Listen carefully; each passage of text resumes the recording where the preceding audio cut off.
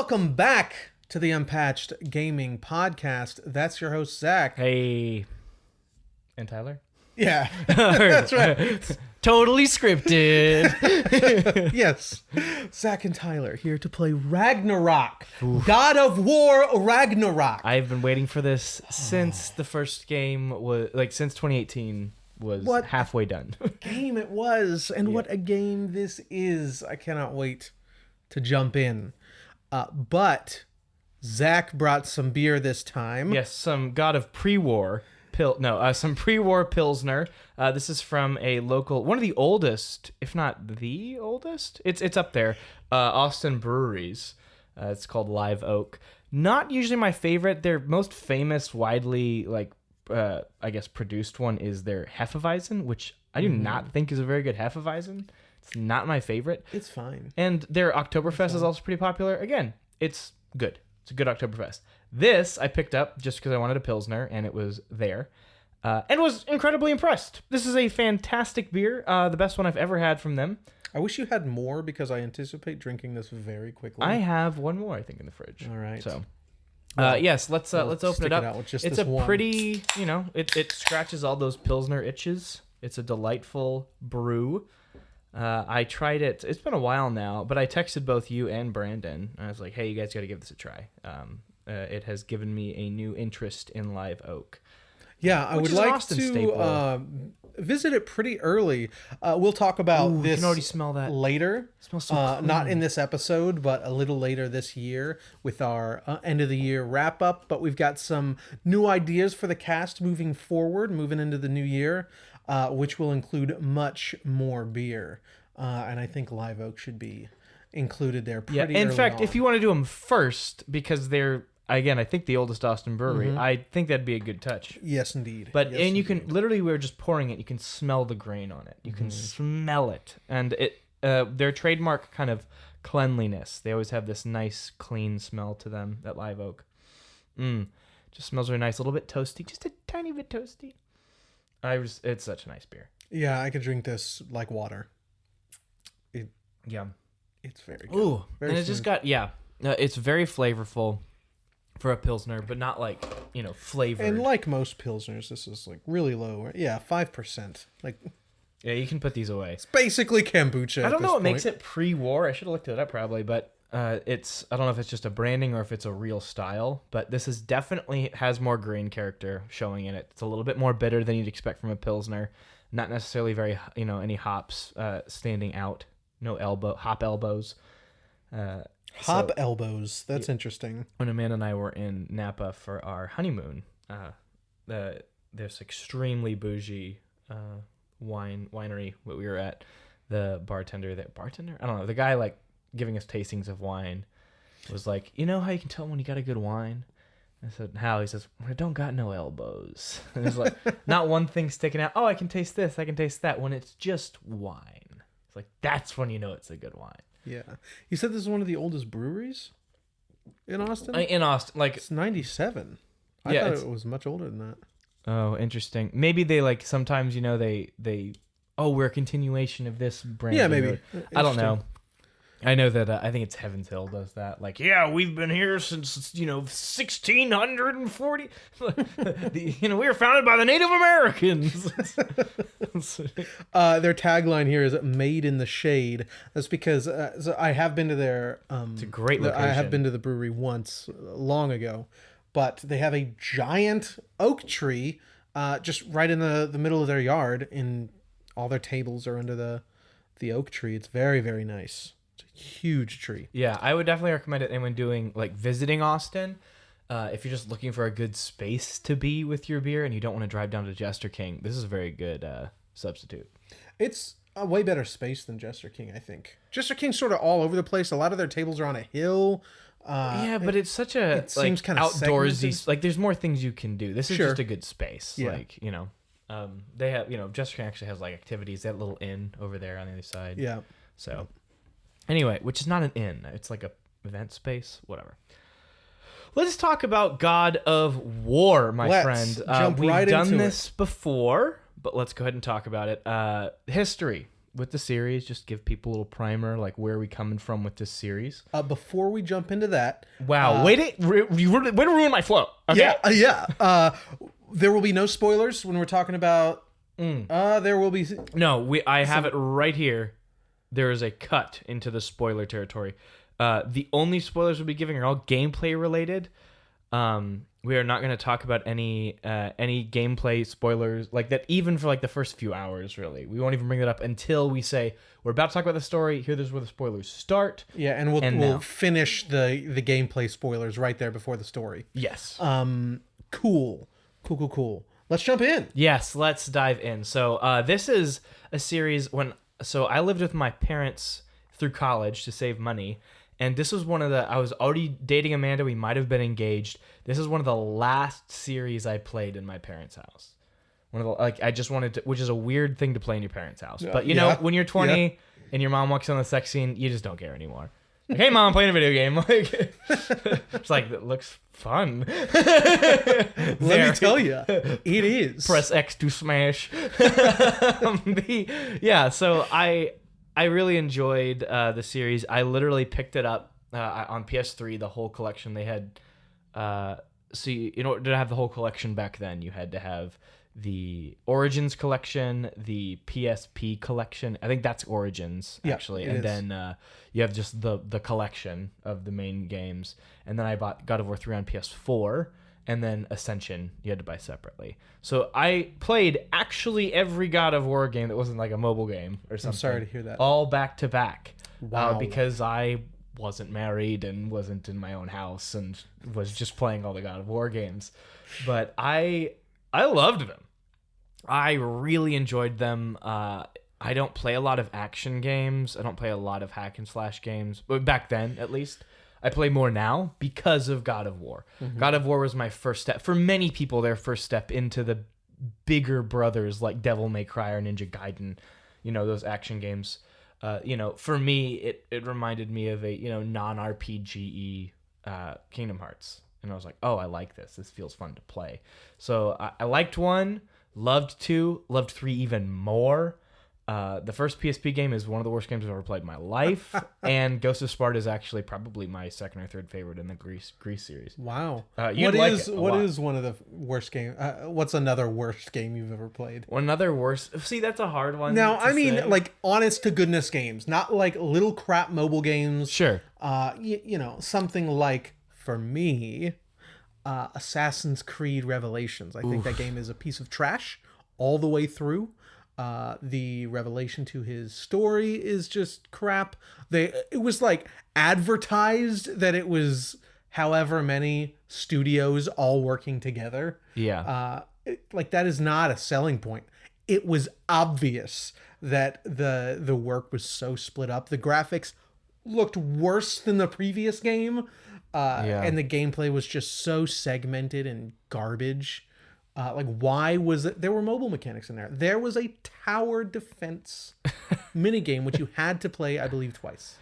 Oh, wow. So bad. Wow. So bad. It's a trash game. I hope you never have to play it. If you do go through the Assassin's Creed series, just get a little synopsis on it. It's not a good game. Do you feel the same way at Brotherhood?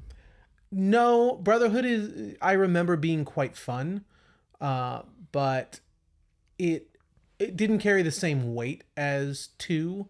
Obviously, they're all pretty gamey, but with Brotherhood, that was the first time they annualized the series. Sure. And it showed. It was really just more of the same. It did look much better from what I can remember. It was a pretty big step up, I think, graphically from the second, though I could be wrong. However, mechanically, it was pretty much the same. And then it was just so gamey, like the side quests and things. Like basically the whole main storyline was a collection of side quests all linearly stacked together. Wow. And it was fun to do, but that's it. I can't think of too many others. Kingdom Hearts Dream Drop Distance is one of the games that left one of the grossest tastes in my mouth. I really did not like playing. I actually want to play that one though. That seems fine. There's not that many games. Like, I pretty much don't remember games that are terrible because I stop them pretty quick. Like if I'm not enjoying a game and I'm not playing it for the cast, I'm out pretty fast. So I forget them quickly. And one of the most painful games I remember playing for the podcast was Little Nightmares 2. Oh my god! I really think that, but it's hard to say that's a bad game because everything around the gameplay is fantastic. Yes. Like everything else, it's weird to say, everything outside of playing the game is really well done and should be applauded. Like those people who worked on that, excellent. Kudos to you. But playing that game was like pulling teeth. Yeah, it was. The gameplay is very, very bad. Just play Little Nightmares 1. Just play it. It has its own Even problems, then, but they don't. It's rough. It has its own problems, but they don't stick out nearly as much. No. Anyway, not at all. Yeah, that's my history with the God of War series. The most recent God of War game I've played, besides the Norse ones, was Dante's Inferno. How was that? I had a great time. It was a really fun game. Cool beans. Has its problems, but I don't get why it was so panned as a ripoff. Like most ripoffs, like are not fun to play. It's like I would rather be playing the other thing, but like I liked playing this game. Fun. Okay. Yeah, it was a good game. Beatrice, I don't understand. I don't understand. He says I don't understand, which, granted, he's progressing through hell. I guess that's my response too. But you don't have to make him say it every 5 minutes. I don't understand. I didn't play it. I played the demo several times. My friend kept trying to get me to play it at the time, and I was like, fine, I'll play the demo again. And again, and like I wasn't seeing it. It looked really bad to me, and I did see it as just a ripoff. But I have not given it its fair shake. So really, I'm just playing, just joshing. I don't know if it's bad or not. It's a good time. Cool. I'll take you at that. I had a similar experience with God of War. I played it pretty, like I guess, just before I had moved out. I was still in that sort of pretentious phase right towards the end of high school where I wasn't playing much that wasn't, Journey or Shadow of the Colossus. And same thing for movies as well. Whenever someone asked me about a movie, I was just this pretentious asshole, basically. Very similar with video games. But God of War 3 had come out. It had won a bunch of awards, maybe even Game of the Year for a few outlets. I'm sure it did. It's been a long time. It's a great game. So I don't remember. It's my favorite clearly, of the Grease era for sure. But it had just been, the whole series is just so greatly lauded. And I thought to myself, there's got to be something there. This looks like one of the most lowbrow, just like Chad sort of video games ever made. There is nothing intelligent here. Why do people love it so much? So I thought I'd give it a try. I'd break outside of my comfort zone. And I did. I played all three. I didn't play the two PSP games, but I played the first three back to back diligently. I thought the first one was pretty boring, very rough around the edges, though it's pretty old. The second one I thought introduced a lot more to the game. Of course, the mechanics were better, but there's a lot of quality of life improvements there. But it almost felt a bit like a Zelda game. They were incorporating a lot more puzzles to solve with the various tools you were given. There was more platforming. I liked all of that much more. And then they stripped all of that away in the third game. And the third game is one of the most bombastic video games that has ever existed. And it's the example I give every crazy. time. Just, I need a lantern. I'm going to rip off the sun god's head and use it for a light source. Yeah. This is convenient and not soggy to carry around. It was fun, but I came away from that sort of affirmed in my assumptions and said, I don't need to do that again. I don't need to break out of my comfort zone to try to see if this thing is good. It's very obviously bad. And in fact, when I remember distinctly, just to call you out here, yeah, when the new one was coming out, I was like excited. There was no trailers yet. I was like, you're like, I don't need more of this. Why are they doing this? Like, this is just so stupid. And then that trailer dropped, which was just them hunting the deer at the beginning of the game. and you're like, everybody collectively, their sphincters just tighten. They're like, oh, I'm so ready for this right now. Like, I didn't know I wanted this so badly. It was a big surprise. And I was just expecting it to be another silly, fun hack and slash murder the gods. No. It is not that. Listen, I look back on that time. I look back on those games. I know I am wrong. I was just telling you where I was coming from. Mm-hmm. I don't believe that today. I would happily play at least 2 and 3 again. I don't think Definitely I would play 2. the first one. 2 is the most well-rounded. I like 3 the best because... Yeah, I would play 3 before 2 today. But I would still probably agree with that statement. Yeah. 2's got a lot more to offer. Which I do even kill a god. I don't think you kill a god in 2. You fight Zeus in 2. But I don't think you kill a god in God of War 2. I don't remember. It's been a long time. I know you kill everybody in 3. Yeah, like they're all except gone. for Aphrodite. You don't kill Aphrodite, right? I mean, you do it in your own way. Yeah, fair enough. You destroy her in your own way. Goodness, dude. What a game. So yeah, that's our history. Then we both played God of War 2018 at launch. No, I did not. I actually didn't get a PS4 until my launch title, if you will, for the PS4 was Tetris Effect. That's right. Which was I'm a not very too silly long person. after God of War. Not too long after. I think it was the year after. But I didn't pick up God of War for a while. And then when I did finally play it, I probably played less than half of it until we finally played it this year for the cast. That's right. I thought you had started it at launch. Okay. No. Well, I got it at launch, and on a tiny little 1080p TV, I could barely read any of the text on the screen. And I ate that game. I ate the whole thing.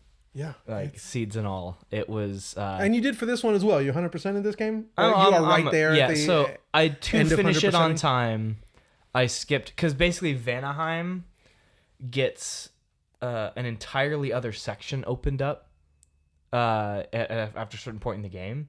That is huge. It's with with 10 to 12 side quests in it. And I just kept finding side quests. I'm like, okay, I'm going to come back to this. I can't. I need to finish this game on time. But I had done every side quest up to that point. Like, all my gear was maxed out, basically, except for a couple pieces here or there. Yes. Unfortunately, we have to do that for the cast. By nature, this is like one of the few times that you've had to do that. Unfortunately, given the nature of either I'm working more than Zach at some points in time, or the fact that my wife does not like to watch video games, and that's all the two of you do. That is her television consumption. Yeah. Is video games. I have to do that for nearly every game of this podcast. Yeah. Unfortunately. He has a much harder time, but he finished all of Ragnarok. I did. Just like 20 minutes ago. Yeah. This morning I woke up. The only other time this happened was at Outer Wilds. I'm like, no, you're finishing this right now. This needs to, you need what is about to happen, or I'm not talking about this game. Yeah. So I definitely didn't 100% it. I only did a handful of side quests. So we loved 2018. Mm-hmm. For me, it is. I don't think it's quite there for you, but right there, if I recall correctly. It's near the top for you, but for me, it's a top 10. No, actually, it's not even on my top 30. That's disgusting. Yeah, I might reconsider it. Because actually, if you have The Last of Us 2 for primarily story reasons on your top, 10 almost, right? It's like 20. It's down in the 20s. Yeah, but I mean, if you have that for the story alone, 2018. Let's 2018 hits like a truck, dude. It does. It really does. But I think this list was made before I numbered this list or even put it together. We have here. Let me see if God of War is on here. No, and there are definitely some things that it could replace. Yeah, for me, it's not in your top 10? No, it is my top 10. Okay. It is in my top 10. It's as I play more games, it is slowly, it might one day leave the top 10, but it will probably never leave top 20. Yeah, there's definitely a couple here. Cuz Outer Wilds climbed over time into the top 5, kicking out Sekiro and stuff. So over time God of War will take that place. We'll move down out of the top 10, but it'll be very close always. Because for me, like, it's also exactly the kind of game I like to play. So that helps immensely. Yes. But it's also just the story and, dude, the way they, there will be, by the way, spoilers for God of War 2018 and the rest, regardless. We won't mark those. Yeah. I'm just gonna say going forward, but like. And we so did, good. you know, if you're just joining the cast recently, if you just discovered us, very recently we played God of War 2018. We did a joint episode. I played God of War, and he played Hellblade, Senua's Sacrifice, and we talked a little bit about Northman. So I guess it was earlier this year, but we did play it this year, and we've got an episode on that. So if you'd like, you can go check that one out. And then jump back over here. Yeah, when you're caught up, but yeah, we're gonna talk about those spoilers. That's a good summary. We both really like 2018, regardless of where it is, quote unquote, on the list. It's an absolute masterpiece. You know, I think I meant to put it on there because I think like one of the lowest games on there is what is it called? Resident Evil 2, which I've only played once and is very, very good. I think it might replace Resident Evil 2. I'd have to look at them again. Yeah. But even so, it's up there. Even so, we both think it's masterclass game. Like, I mean, one of the best. I would personally make the argument it's the best PS4 exclusive. I would personally make that argument. I would say it's the second best. We just played Uncharted 4. I'd put it above Uncharted 4. I would probably put it at 2. I'd put it above Uncharted 4 because Uncharted 4 is also brilliant for its story, but God of War is way more robust and interesting of a game. Than Uncharted. Definitely. I'm not going to budge on Last of Us 2, but that's fine. It is very easy second place. Yeah, it's a masterpiece. So that being said, this game had to really bring it to matter. And I would say it does. It does. It took a while for me to get there, for me to see what they're doing and start to really like it. Right before we jump into spoilers for the story, I'm going to mention why. If you consider what I'm going to say later a spoiler, I think you should reevaluate some things. I will not spoil the story. I just want you to set your expectations so you can start liking it right away. Yeah. I'll get to that when we jump in the story, though. We will get there. So let's start with the king, gameplay. Yes. Gameplay is king. Who says that? Gameplay is king? That's Donkey, Centaur? probably. I don't know. No, I think it's ACG, right? Maybe. Yeah, he says, as always, gameplay is king. That sounds right. That sounds right. So I have everything into categories of the in this. So I'm going to start with the most important thing. The thing that I'm going to come right out swinging with why I still prefer 2018's combat. Okay. Which is fighting words. I was reading reviews.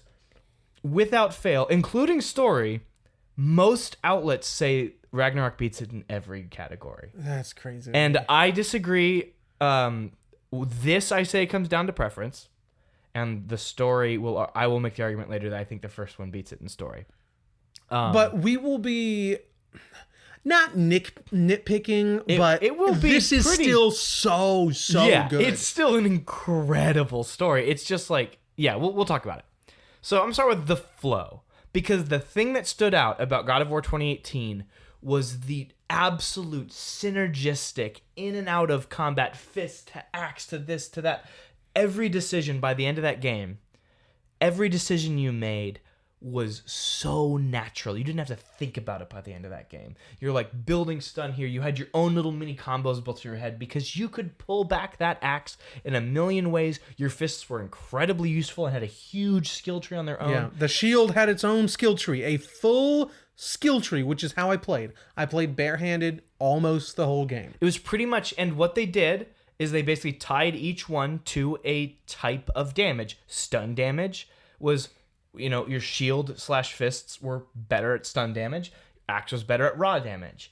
And you would just switch between the two. And you could switch between them on the fly. There was always a good reason to throw your axe away. There was always a good reason to call it back. And there were many interesting ways to call it back, to where it was so fluid. And by the time, again, spoilers for 2018, not Ragnarok yet, by the time you got the blades, which try to find a better use of the nostalgia anywhere. Yeah. Anywhere. Yeah, where it it's is so amazing. integral to the story and his journey.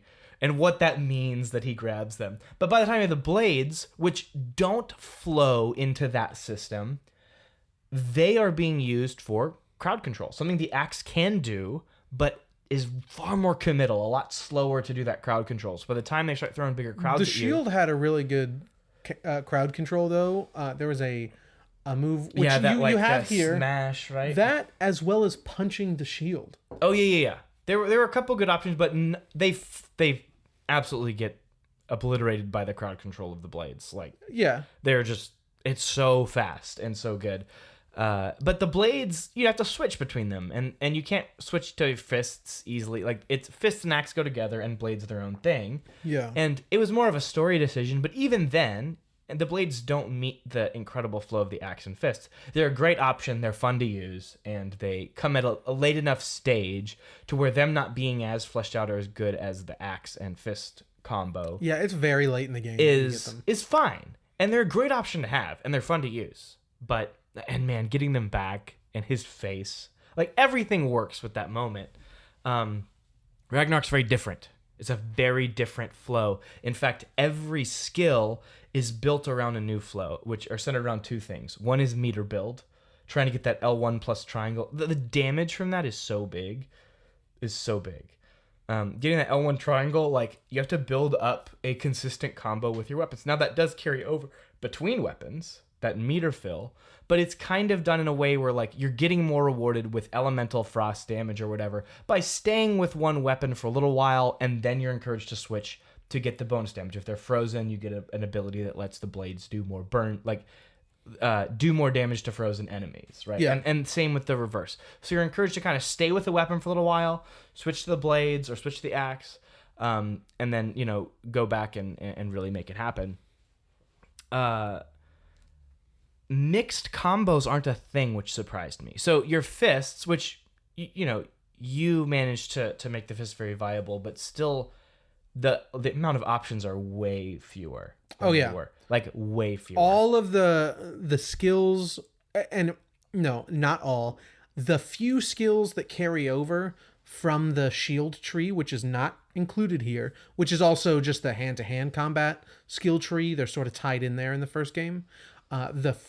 Just very small collection of skills that are carried over here in the second game are tied to individual pieces of gear, different shields. Yes, basically. Yeah, and each one has a double tap L1 move that's a slightly different. They all behave a little differently. Some have a charge, some have like some charge up. Yeah, one of them has a charge that lets you. Then you do the punching, and it does this wave effect. It's got some minor crowd control there, which are cool. I literally only used one shield the whole game though. Yeah, you really only have to. Once you get the one that lets you counter. I stuck with that one. Yeah. But yeah, the counter is on a separate shield. That I don't even know if that shield bash. Oh yeah, there's one that lets you run forward into a shield bash. Yeah, that's what I was thinking. That's like another skill that's from the tree. It's this big old shield too. It looks cool. Yeah. All of these things were skills that it was an entirely separate mode of combat. So now they've been relegated to a choice for a single item. Yeah. And that's not a bad thing. They changed the system a lot. It's about dedicating to your weapon and then swapping at the right time. But again, you can't swap, like there's no button that lets you immediately go from an axe combo to a chain combo, which I feel is a big miss. If you're going to deprioritize the hand-to-hand shield stun kind of thing and kind of make stun more of a gear and playstyle choice, if you're going to do that, then you should really encourage this weapon swapping dynamically, because it always felt so good when you're doing the fists to call the axe back or to throw the axe at just the right time to knock someone with their feet and go and build up some stun damage on another enemy. Like everything felt so good. There's nowhere near that fluidity because you just have to go to the D-pad and switch your weapons. And it's fast, sure. You can throw your axe, but throwing the axe, I feel like doesn't have as much utility here in the second game. Because you're... And I forced it. Like, you forced stun damage with the fist. You made it work. Yeah. I made it work. I made throwing my axe work. But there are better things I could have been doing. Mm-hmm. Like, really, you just throw your axe for the utility. Like, they had to really make some of those throws do big damage to make throwing your axe worthwhile anymore. Because why would I go barehanded? I don't need to. It's not doing enough for me, especially I played it on the second hardest difficulty, and I rarely got stun built up, and when I did, it was an accident. Like, my fists just aren't doing enough for me. And you can see it. One of the axe recall combos, I think it's L1 plus R1, where he does this like 2-hit spin when he calls it back, does crazy big damage. And they have to make it do that much damage because you're not encouraged to flow like that anymore. Again, I don't think it's bad because the blades have been made way more interesting. They have that spin stuff that you can do to charge it up, and the moves that come out of that, the upgrades there, the holding R1 and R2, like launching them in the air being a big priority with them, building up burn. The blades are way more robust. They really compensated there. So if they were to kind of integrate that, okay, I've built up my meter here. I'm going to do a quick combo, like let's say, so I'm saying building meter. So you're building up your permafrost on your axe, and the more you do, the more damage it does, the more frost damage it does. And when it maxes out, there's an ability you can press L1 and triangle. I literally never did that a single time on any of the weapons, or there's another skill that you can just do when you can equip an amulet or something. That's the fastest DPS you can get in the whole game. L1 plus triangle. I always forgot about it. Yeah. And I needed it. Like, I don't know how I could have survived without it. I think this is a good segue. The reason I forgot about this is on the surface, and I mentioned Donkey's video earlier, which earlier, that is before the cast, though I am going to mention him again during the story. He called it sort of a simplistic combat system that lets you get fancy. And that's sort of what I thought. I think I forced myself to think because of the kind of game it presents itself as. I sort of forced myself to think that during the first game. But I'm looking at the amount of things that are going on at once. I really think this is a very robust combat system, a incredibly robust brawler. There's just such a wide variety of choices and if you're happening every split second. There's nothing simplistic about this. You can be outputting damage when you're being evasive and dodging. Like, I mean, if I have the axe out and I time it just right where I can do a simple back step to dodge the enemy's attack and throw my axe, which pulls me back further and throws my axe at them. It's that little dodge back move. Yep. Like, or dodge forward. Which I use all the time. It's like the most useful move in the whole game. Super aggressive. Get it the first thing you can do. Just get the one where you dodge forward and hit. It's again really aggressive. I played a very aggressive playstyle, all parrying, all like up in the enemy's face. But yeah, I wish there was a shield thing that lets you do that. I know. So yeah, but for me, like seeing that, it sounds like I'm diminishing. I think that this is a bad choice. The only thing that I don't think is good is they should have had a. So let's say I build up my permafrost on my axe, and I've just gotten them frozen. So in the middle of my combo, I do, let's say hold L1, press circle or something, and I whip out the blades halfway through that combo, and then press L1 and triangle to go Super Saiyan on my blades, now that they're frozen. And it's all super fluid. That fluidity's gone, but what it's been replaced by is more robust for each weapon, right? Mm-hmm. Like the axe and the blades are more robust now. I love the frost charge on the axe, right? As you upgrade it more, like I got the one that if you recall your axe and don't let go of triangle when you recall it, it just freezes immediately. And you can do it while you're sprinting as well. Sprinting is super good. I find the last one I just got is when you finish hitting any attack.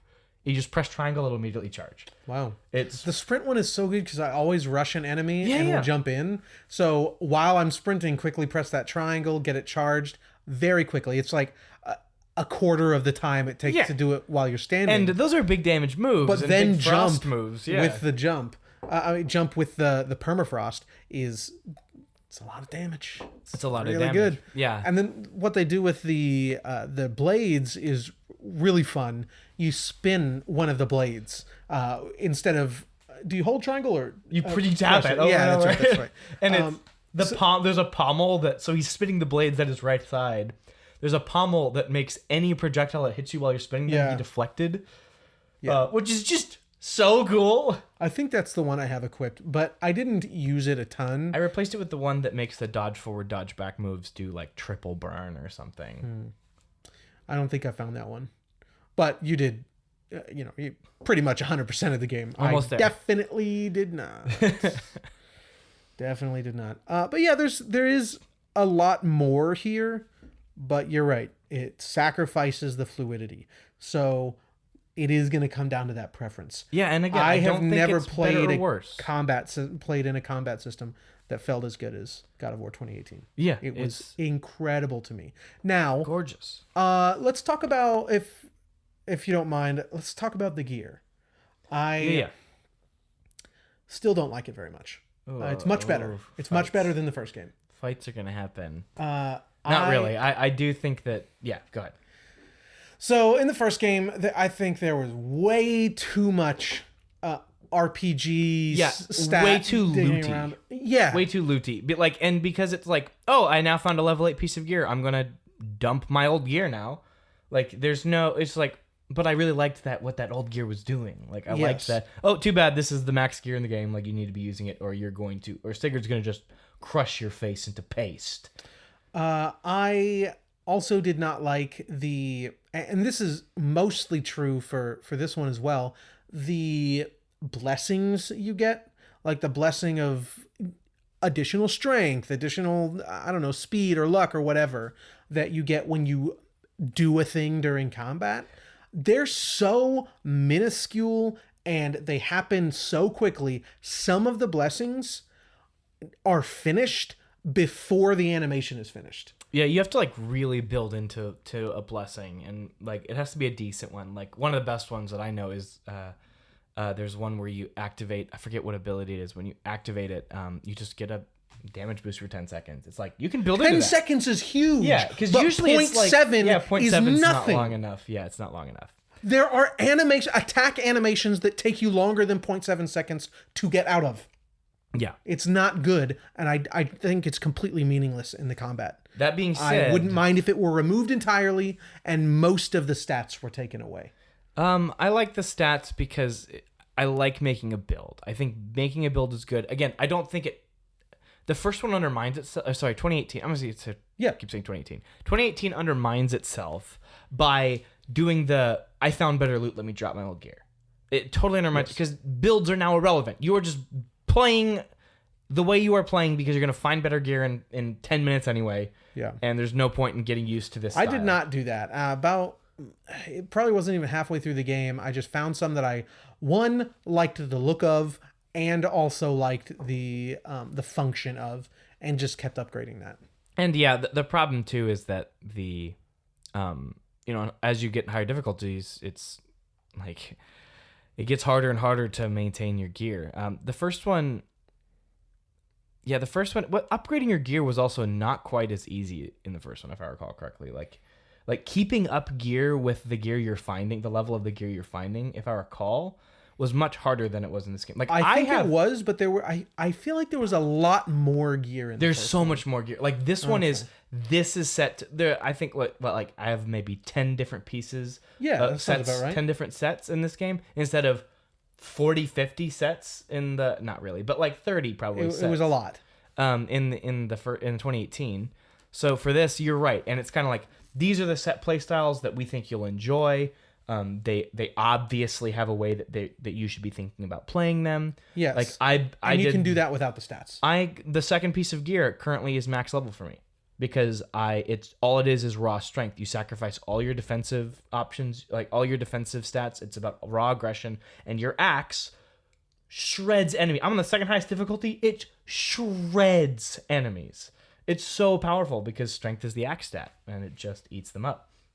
I think they can do away with the luck stat and the runic luck stat. is dumb. Runic should, if it stays a stat, it shouldn't be considered a primary stat. It should just be like something under the hood. Yeah, you get a boost with your magic stuff, or like hey, it is. you equip this one piece of gear that like doubles all runic damage. Sure, like it's one thing. Yeah, that is. It can be a something that is happening. Get rid of vitality. Make it just defense. Yeah, sure. Just defense. Strength, defense, and cooldown, I think, are the only ones you need. and strip away the rest of that stuff, all of that is basically, is happening anyway. And the problem is you don't need the numbers for it. So the one thing I will say about Ragnarok with Runic is what dictates the blade's damage. Like, instead of strength, if I recall correctly. The blades? Yeah. I think the blades damage are dictated by Runic. Interesting. I'm not 100% sure. It might just be that the Runic is the intent and you want to buff Runic because runes are where the blades are the best. I'm not sure. But I know that blades are associated with Runic and attacks are associated with strength. It could just be that strength is what dictates all that, and the blades, I don't know. I need to look under the hood.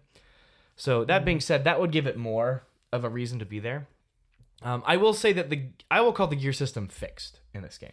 It's much better. I won't call it optimal. I won't call it what it probably should be, maybe, but it is fixed to the point where I appreciate that each piece of gear has, exactly like you said, its own play style. It's been stripped way back.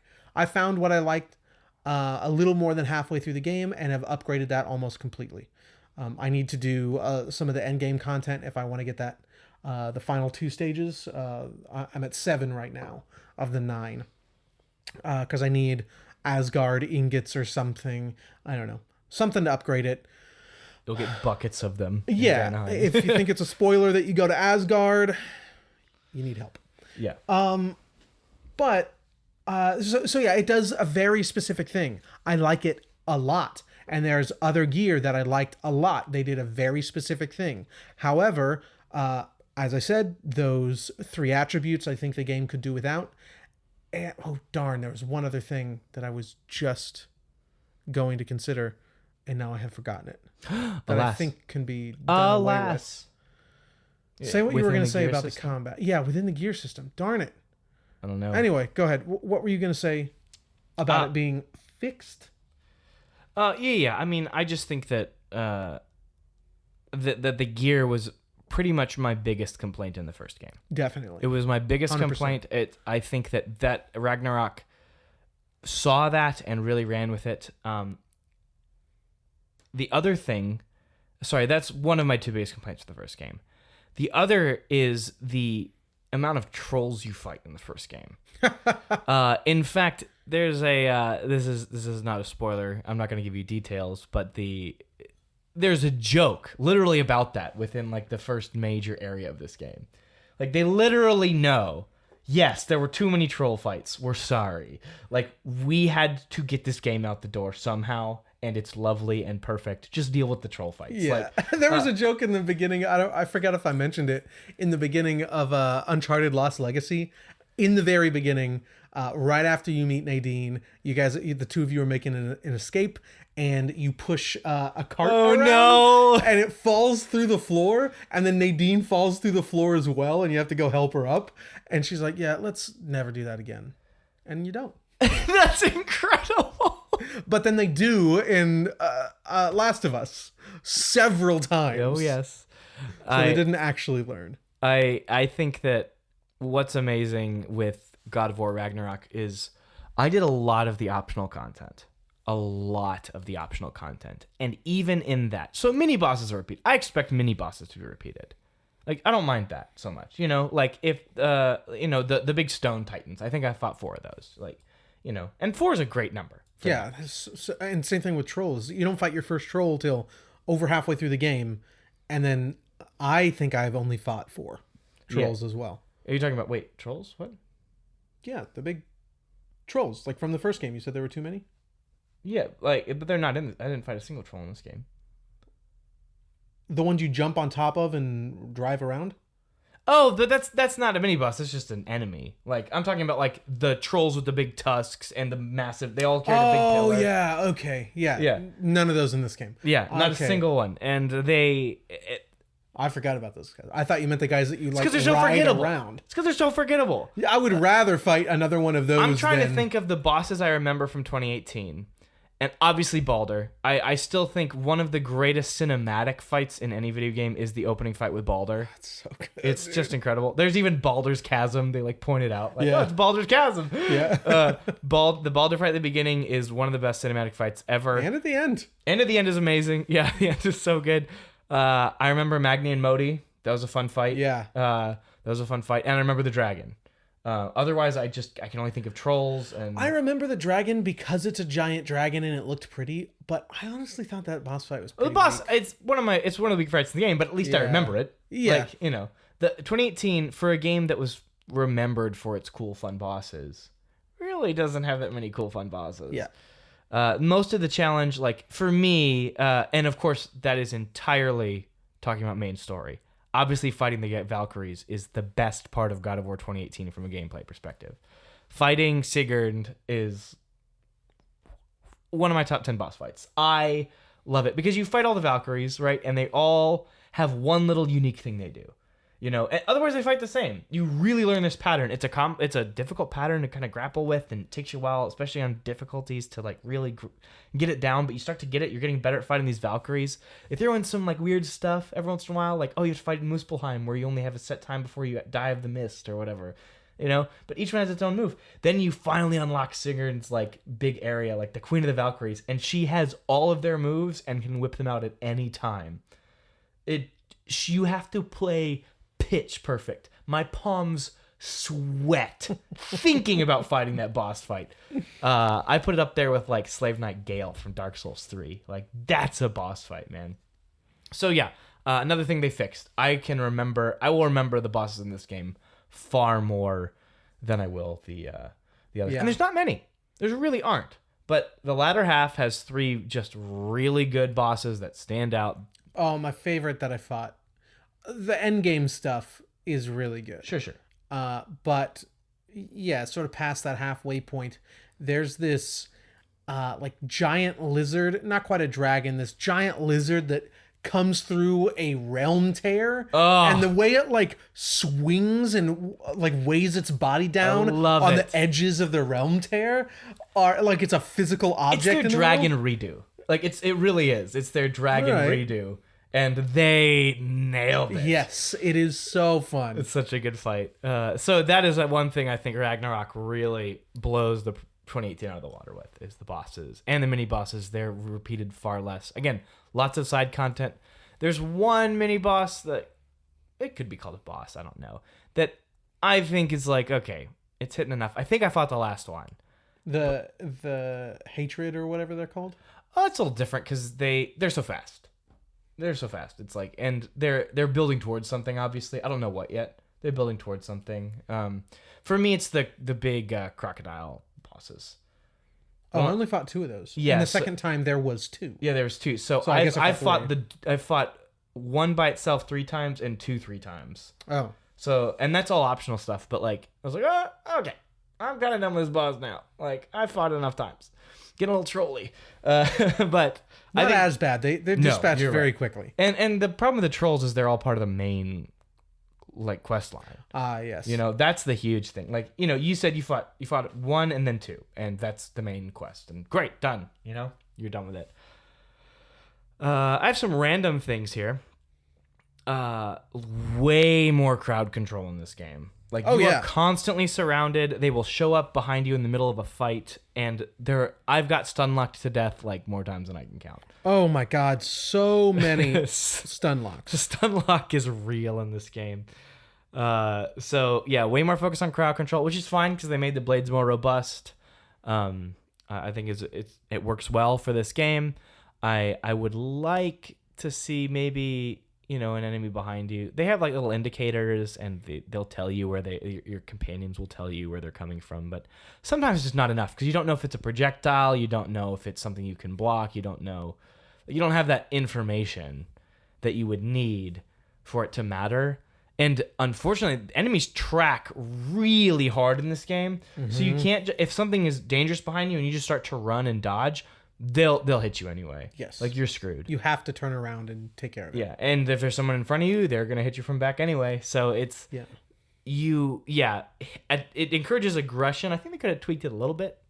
But yeah, it would have been interesting if while there's an arrow flashing behind you, you'd have to switch this somehow. I'm not sure how you would do it. but if instead Atreus can shoot the enemy behind you. Oh, yeah, like I Atreus don't know can, like, how, because it's so important to have him shooting the one that you're aiming at. and he can, like, he grabs people, like, he has a way to, like, hold them still. Maybe like going, Atreus, and he can come and, like, grab someone. What does circle do? I forget. Oh, it picks up stuff. Yeah. Yeah, I think they could have used circle for the behind you. Yeah, Unless, of course, great. you're on top of the health block, then you press circle to... Or, like, maybe they could have done that. Maybe, like, like a hold L1, press square, like, something. Like, just hold down a trigger and press the Atreus button. Well, that he shoots what you're aiming at with that. That's the fine-tuning his shots. So they would have to use something like a they're trigger. not Yeah, using. some sort of trigger, I think the circle button could have been recycled there. But that would have been great if he could shoot behind you. I think I really like the addition of the ability perks. Like, when you use ability enough times, it unlocks the ability to spend 1,000 experience on it to, like, perk it, and it gives you the option of, like... is that how you get those? I didn't know why I was getting them. Yeah. Okay, all right. Yeah, and so it lets you customize your playstyle. Like, then you can definitely make stun way better. You can increase stun values for the axe or for the... Yeah, it's really good. For the blades, I wasn't sure why they were just happening on random skills. It seemed. Yeah, it's when you use it enough to unlock it. So again, it's feeding into your primary skills that you use. For me, I found that for the axe, I wanted to build up permafrost fast, and so there's one called momentum that makes the skill build permafrost way faster. Okay. And so I just did stun every time. My permafrost for my axe builds in like 5 hits. And then I can do the unleash ability and just wreck shop. For the blades, I focused on burn. So instead of focusing on the momentum of building, I just focused on applying burn. So I can apply burn, switch to the axe, which is already building momentum fast and do big damage, right? So you can kind of customize how you're playing around those things, and I think it was a very, very good addition. Which, again, on easier difficulties, people could ignore if you just like playing the game. Even on harder difficulties, honestly, you probably ignore. But you don't need to engage with that if you don't want to. It's not a requirement. You have to engage with the skill tree. But even then, like, it's really just when you get what you do. You'll have it all by the end. You'll have everything. You'll get enough XP for it. So yeah, I think the skill system really works here. Yeah, it's really now, the XP is also very generous. I don't know if you get less on higher difficulties. But very, very generous. Goodness gracious. You're like, what do I do with this? Yeah. And it's because XP is the currency to upgrade rage abilities, to upgrade all your runic attacks. Like, I bet you by the end of the game, you could max out almost every rune. Like, once you do all the side content, you could probably max out every rune in the game. So, yeah, there's definitely something there. I will say, I want to jump back to gear for a moment. Yeah. I still dislike the blessings, the thing I was going to say, but forgot, but I had already mentioned it. Those few stats in the blessings, I still think they're almost meaningless, and they could just be presented to you better. And having less of that to worry about, I think fits the game a little better. I agree with you. And that's why it's so improved, because they have stripped even out stripping so much down how many blessings there are and the use of it. Like, if you just have like 2 or 3 gear sets that when you have a complete set do a certain blessing that is really significant, like one of those 10-second ones, I think that'd be fine if you keep the mechanic of blessings, but don't make like everything a blessing and having to make sure that you stack it enough to where you get enough time, and like that's and then each of them have a different requirement. Because, like, for me, one of my favorite armor sets in the game, and the one I'm trying to upgrade, but you need dragon stuff for it, is every time you block or parry, it stacks the blessing. Right? And so as you're blocking and parrying, it's stacking the blessing, which is just increased to your strength. So you just keep stacking, and then unleash hell, right? I can't remember the time stacks as well, but it's a beefy length of time. No, the time doesn't stack, the value stacks. And so the time is like, I think, 8 seconds. But 8 seconds of like a 5-6 stacked strength buff. It's huge. It's massive. It's like, huge. So like that stuff I don't mind. Because it's not like, oh, you did something you already do anyway, and now there's a blessing that you're not even paying attention to. Like, that is, I'm playing into this idea of the blessing. Yeah. Right? If it were that's fine. Aside from this example that you're giving, I did not see many that were like a viable path of gameplay. Exactly. Which and is why it was, I picked this I armor set. ignored it completely. And honestly, the stats, just going back to my complaint with the stats, a lot of them are meaningless. I finished the game and I'm using mid-level gear. And what I mean is like gear that I got in the middle of the game. I have almost upgraded it, and there is gear that starts at a higher stat block than the gear I have that's at level 7 right now. There's gear that starts at a higher level. I mean, with higher stats, and I still don't need to pay attention to it very much. It's not inhibiting my gameplay very much. So why have all these numbers? I just think that the amount of numbers that are in the game, though greatly reduced, still is not really complementing the game as Again, as much as I like think they having the think numbers. it is. I like the idea of having the numbers, but I agree with you on the quantity. I agree with you on the quantity. The strength, the defense, and the cooldown. I think that's and then you could get by with just those. And then build around actively rewarding particular playstyles in the gear that buff other things that are maybe more active buffs, like your axe immediately gains permafrost full charge when you accomplish this thing, or when you play like this. Like, sure, those are always more interesting ways to make gear and RPG systems than just numbers. And numbers are fine. I like numbers. I'm a big fan. They do a lot of good stuff for me. But I can count to 1. Coming off of our discussion of Uncharted 4, that's really what got me thinking about this. Is we talked about the balance of each piece of the game here, and there in Uncharted 4 being the platforming, the narrative, the shooting, and then also, which is sort of a combination of a couple of things, just that general walking around. Those 4 things that are balanced to make each chapter so awesome to play through. Here, there are really the 2 things. There's combat and the story. And then inside of combat, you have the skill trees, each of the different weapons, the armor, and then these numbers are just, they're not affecting everything else. Like the amount that's there, I don't know, like its usefulness has such diminishing returns after you get past those 3 stats that we've already established. Strength, defense, and cooldown. After that, every other sort of number, not just the stats, but every other sort of number that they introduce just does less and less. So I really think they could have honed it in a little more. Yeah, there was an opportunity to, for sure.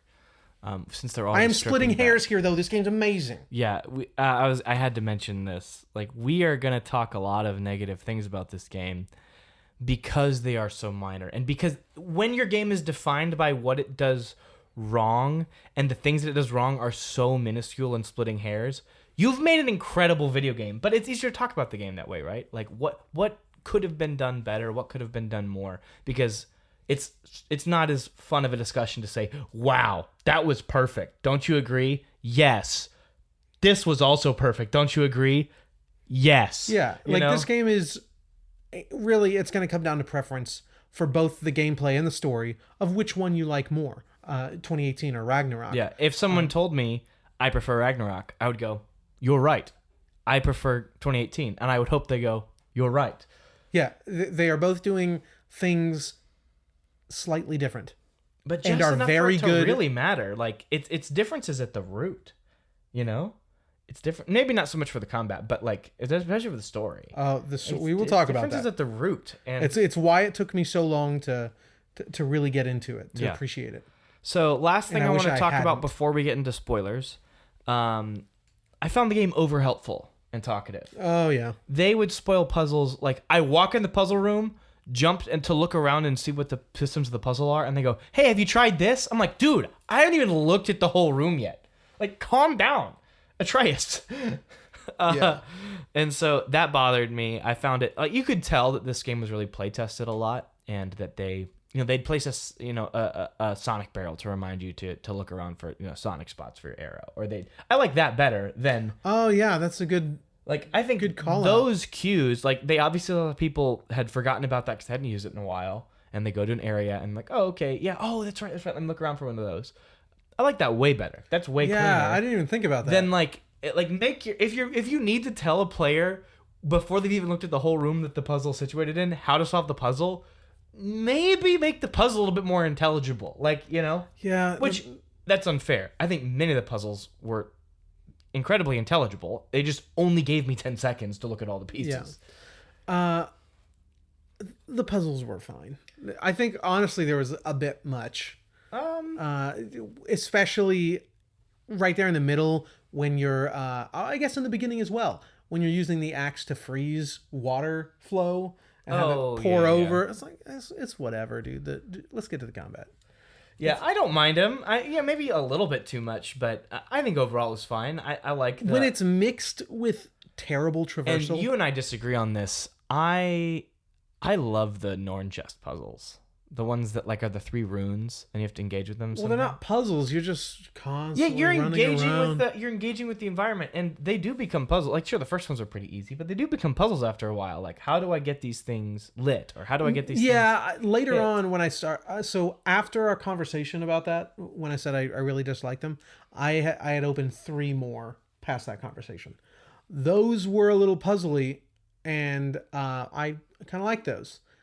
Only a little bit though. Yeah, I think they could have made them. See, I sort of think you find the theme of this particular chest, and then you engage with the environment, knowing that theme. Like, I think it's good. I think there's so little of that though. It's mostly just look for the 3 things and light them, and it's all until later in the game. In the beginning, like really I'm talking about the very beginning though. Like, I think they get fun pretty quickly. Now, granted, I was doing a lot of the side stuff, and side puzzles are definitely more complex than the main story puzzles, and they won't help you. Like, your allies, like, Mimir's not gonna pop up and tell you how to solve it in an optional puzzle. They good. Only tell you how to solve it in main puzzles. Okay. Because, like, the second it's an optional one, like, there's one puzzle I literally walked away from. I'm like, I don't know, I'm leaving. So I did not do a ton of the side content. So we're coming at this from slightly different angles here. Yeah, because it's hard for me I can't recall, like, oh, this one was on the path and this one wasn't, like. Yeah. So this is sort of how I think of pretty much any given mechanic. And everything I was saying about the gear come down to this as well. If the thing you're implementing is not... either, it doesn't serve this one purpose, maybe for a narrative purpose or something like that. If it doesn't serve the gameplay in a very meaningful way and is such a small part of the gameplay, just take it out. So with the chests, like the puzzles in general, are not very good.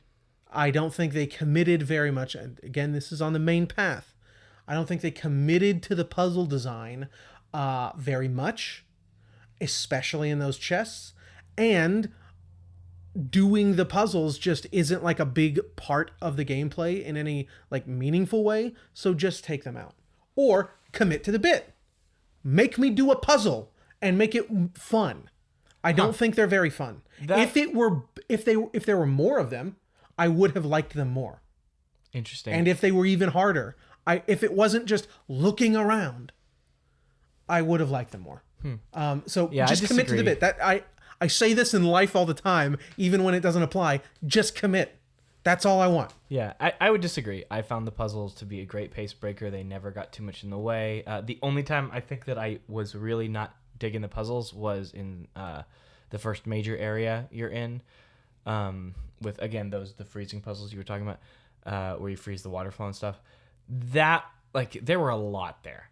And it was early in the game, and I was like, is this going to be the whole game? But the puzzles get way, like, you get a clip going later. I did not find that to be the case in any other area. Yeah, that was, I was also like, oh my God, dude, is this what we're in for right now? Yeah. And so, you do more of that later.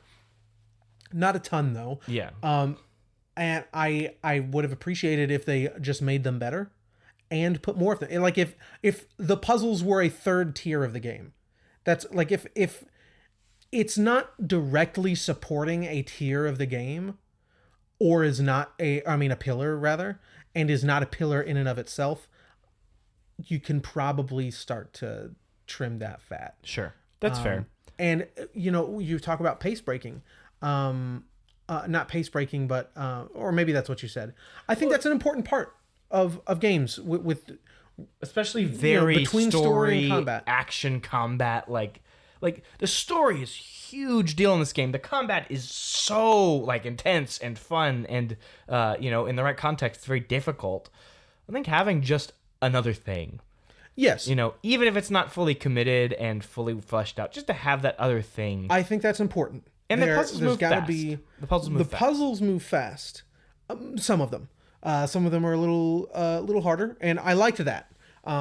Even when I am being told where to go, I'm kind of not seeing it. There were a couple of those that, I did enjoy. They were, they stumped me a little bit. But what I would have preferred to be sacrificed for more puzzles is the traversal.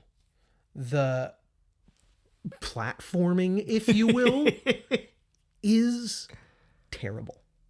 It's so boring. Yeah, and honestly, and there's so much of it, dude. Yeah, like you're talking about the climbing and yes, stuff. Yeah, it's so literally much climbing. If this, I'll tell you right now, if this were a PS5 exclusive, they wouldn't have them in it. I bet you 10-1 it's loading. Bet you 10-1 it's loading. I don't know. It seems pretty because every wall squeeze is definitely every wall squeeze and every like climbing, crouching through, that's obviously loading. Yeah. All right, that's obviously always loading. Been used as loading. Some of these climbing sections, there's like one I can think of with it's like Tyr's shield, like the Tyr statue. You have to climb up the shield, and that was like, and you have to climb a few times. Like, okay, you're not loading. Like, I see the environment up there. Yeah, I would disagree with you by sort of extrapolating on that idea. Is you look at the environment and it makes sense. You are climbing up the shield. If you look at the whole environment, it doesn't really. So this is why my complaint. Unfortunately, I don't know if they could do it very well without the climbing. I don't know, man. The environment would be flat without it. And it's not a flat environment. But think about this. That they have so many moments where you just chain right up. Yeah. Right? And that was my first thought, was not how can you take out me being vertical? It was how can you take out the climbing? Because there are like, honestly, half the times you have to get up something, there's just a little chain spot. You just chain yourself right up. He's immediately up there. But some of the, like, there's a fight later in the game. It's the optional one that you walked in and saw me fighting. Yep. When you respawn, it's not when you respawn. Sorry, when you walk up to this arena, you have to climb up to the arena, and you can't see the arena. And you climb up, and then you get there, and then there's the encounter. I think part of it's loading, and again, PS5 is great because when you're moving between realms and there's no dialogue, it's loaded, it's done. It's immediate. And so I think that we would have seen a much clippier game if this were a PS5 exclusive. Interesting. Maybe. That's my theory. A game theory. Well, the climbing's pretty bad regardless. Yes. So let's go into minor spoilers. I'm going to start with... So we're going to do 2 minor spoilers. These are not going to be... the first one is not going to be story heavy. The second one is an event that happens a little over halfway through the game. It is not going to spoil any major character moments or anything. It's just a thing that happens. So keep that in mind if you care about tiers of spoilers. First one, I don't think I wouldn't care about. So that should tell you. He something. Really cares about spoilers. That will tell. I don't watch trailers. Here we go. Yeah. So the first one I don't care about. The second one I would. The second one I would care about. So keep that in mind. First one, you get to play as Atreus, which is great. I think this should have been the puzzle breakup. Like, just Atreus has to go grab something real quick and you play as him for a little bit. Ah, okay. That would have been better than the puzzles, I think. But yeah, you get to play as Atreus. He has his own full skill tree. Nowhere near, obviously, as robust as Kratos is. Mm-hmm. And when I first played as him, he has a very limited skill set. and he does very little damage. You pretty much have to build stun to kill enemies. And it was fun though. I was like, oh, this is a good change of pace. As the game progresses, you play as him for longer stretches, and as his skill tree develops, he gets way more aggressive. My favorite combo with Atreus is the one where you just hold R1 and he trips them. Yeah. And he just builds up stun so fast. Like really fast. And then he gets these like he's much more about playing off of the enemy than Kratos is. Kratos is pretty much about dominating the area and the enemy. Like Atreus, you get rewarded for like some of his later skill tree stuff. Like if you do a last second dodge or a parry, you can press R1 to dodge backwards and hit them with a critical shot with an arrow, and then you can hold L2. There's two separate abilities. Hold L2 to slow down time after doing a successful dodge or parry to then unload arrows or a special ability or something onto them. And he gets his own little rage meter, where, you know, kind of like Kratos' traditional rage meter, where you just, you know, kind of go, what is it called in Devil Trigger, like Devil Triggering in Devil May Cry, where you just kind of get to go ham. And it works really well. I like playing as Atreus. It's definitely, I don't think it's strong enough to be its own game by itself. Definitely not. But even for like, there are stretches where you play them for like 2 hours. And I was like, I didn't get bored of playing as Atreus. Yeah. He's really fun to play as. Because it also seems like there's less things to do between the story moments with Atreus. They do kind of get right to it. Yes. The combat is very short with Atreus. And you don't fight anything particularly super challenging with Atreus. No, he's definitely not his dad. Yeah. You know, you're not fighting any huge bosses. Yeah. Maybe there are some later on. I can't remember right now, but I don't think so. I mean, you fight like, you know, I think you fight like mini boss enemies, like the big stone guys. Oh yeah. Fight as Atreus, but like even then, like you have typically with Atreus a super strong ally. Yes. So this game, you always have an ally. We're gonna get into a little bit of spoilers there, so I won't continue from there. But I mean, you get some pretty beefy allies who are like doing half your job for you. You know, pretty much. Yeah. I would like to see. I would like to see this kind of like what would have happened if they had to make a game of just Atreus. Like if let's say that, you know, if Kratos had died in the last game, they had to make a game of just Atreus. I wonder what they would have done. I think there's a lot of room to really make an interesting. They'd have to give him some sort of, you know, real melee in your face kind of thing, because he really doesn't. You're encouraged to play aggressively by the kind of dodge and parry rewards, but it's not aggressively in the same way. It's more just like being close to the enemies and, you know. They could have done things with he's got a grappling hook. So you mentioned like the he like Kratos throws pulls his knife up. He throws his blades up and uses that as a traversal option. So Atreus shoots a rope arrow up. I think you could have done some things with like a he gets like one move where he can like grapple towards them or whatever. Yeah, but, you know, maybe like grapple between two enemies and tie them together or something. Oh, that'd be fun. That'd be fun. Yeah, like limit them. There are some more things you could do. You could definitely evolve it in some good ways, and then maybe give them like tripwire. Oh, that'd be so cool. Like, make Atreus like the trap setter. Like, you get like 30 seconds to set up the area before the enemies come. And you like set all these traps and stuff. You're like Batman. yeah. Just make it Arkham Atreus. Arkham Atreus. Yeah, dude, that would be awesome. But yeah, I'd be curious because I do enjoy playing it, and it never overstays its welcome. Never overstays its welcome. No. I think they knew.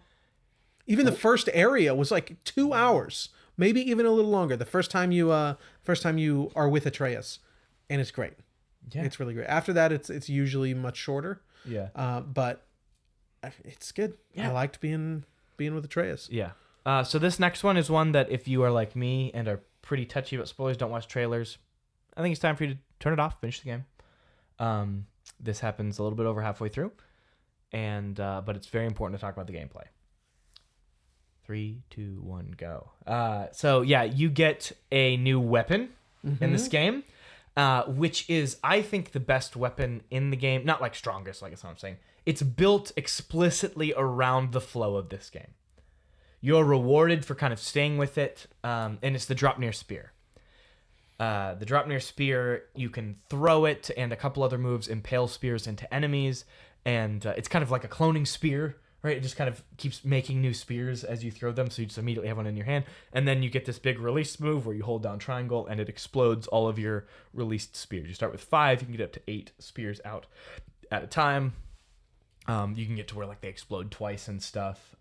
So this one I found really useful against like really evasive enemies. It kind of fills that niche where the axe isn't quite fast enough to deal with them, and the blades don't they're not focused enough to deal with them. I found it very useful for those things. But again, right, the flow of this game is to stick with the weapon and build up momentum with it, right? And then using the momentum built from that, maybe switch to the other one and use it. Mm-hmm. So the momentum building here is just impaling enemies. So you're not doing as much damage per hit as the axe, but over time you're keeping the DPS up because you can keep releasing those spears that you're impaling them just during your combos. Yeah, and they just explode. And dealing a bunch of damage. And there are some really evasive enemies in this game that just get eaten alive by this spear. Because you just a couple hits here, sure, no problem, because I'm about to blow you up with all these spears. It's built for a specific story moment. It's very cool. We'll get to that when we talk major spoilers here in a second. But I found, after I kind of got used to it, I literally paused the game and looked over at Amanda. It was like, ha, ha, ha, ha. Like, they made me feel like what using the Leviathan axe for the first time made me feel. They successfully recreated that feeling for me. And even better, I think. Like, this spear's really fun. It's so fun. And it's not like most spears, I think, where oftentimes a spear is used for two things. A ranged attack, obviously, throwing a javelin or something, and a sweeping attack, like some pseudo AoE attack. He spears not like a Spartan, dude. Yes. Yes, it is like, a Spartan. Do you know how to use a spear? Yes, it was the first weapon they learned as a Spartan. It's just like... Oh, Brock. Yeah, great stuff. And it's wrapped in a like, the spear's wrapped in this red cloth made of Kratos' blood. It's so cool. It's awesome, dude. And the moment that made me go, oh, is like, I'm getting used to the spear. I'm impaling a few guys here.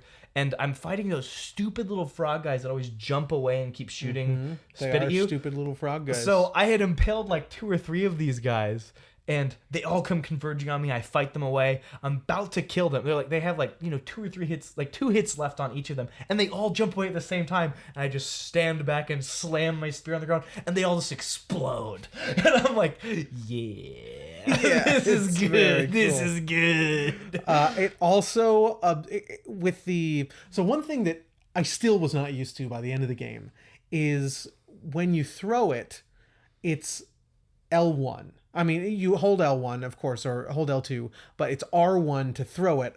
R2 is not a ranged attack. Yeah, it's like this weird little like pulse, like close range blast. It is still L2 plus R2, but every other combination of that is a ranged attack. Yeah. So almost every time I would throw the spear for the first time in combat. I think, let's just say every time. I would instead do that. So one of my favorite combos with the spear, though, uses that move, because the spear doesn't have many moves, like, especially the blades. The blades are really good at getting enemies airborne. Mm-hmm. But the spear doesn't really have many unless you detonate your spears. Then it launches them in the air a little bit. Well, you can get an upgrade where that R2 one, because you can hold it down, it will just hold them in the air. It's like a magnet rod, and it just pulses them and holds them in the air. And then you can release it and just blast them off the edge. Important, though, the thing that helps the spear really congeal into the flow between the other 2 weapons is that it can steal elements from enemies. And then you release the element by using that pulse blast attack. That releases the element from the spear in a big element damage attack. So the spear is really about managing, like, the way you integrate it into the other weapons is, on a fire enemy, you want to use frost because you do more damage to fire enemies with frost. Mm-hmm. Well, when you get your frost built up, instead of switching to the blades, if a one-on-one situation is better, you can now switch to the spear, steal their fire, and just unload on them and get the big damage there. Or you could already have spears impaled in them. Now they're frozen. Steal fire element and blow them up. Like, it's a little bit more thought. It's not quite as fluid. But again, switching between the weapons isn't the primary thing in this game. It's about building momentum with the weapon you're using and using the weapon in the right situation. So, like, a lot of times when I'm fighting the Anhil or whatever they're called, Anhil, yeah, I will start off with the blades, kind of get the weaker enemies out over time by just using the large moves. A lot of the bigger enemies are not burned. I'll switch to the axe, and by the time I'm with one or two guys left, I'll either, depending on the way they fight, I'll use the axe or the spear.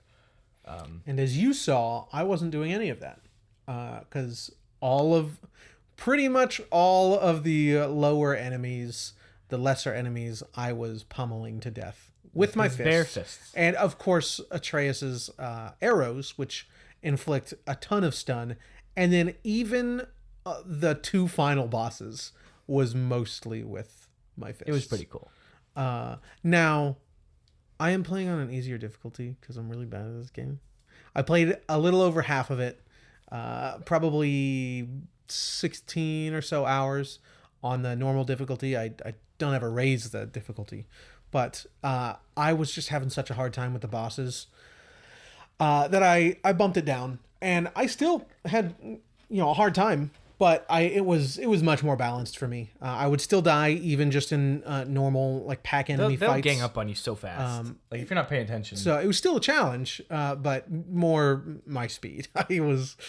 I don't know why it feels way harder than the other game because I did not bump it down. It did feel harder to me. It did feel harder to me. The stun lock, dude. It's the stun lock. It's crazy. Yeah. Well, they had to account for like 3 weapons now. And I think they did.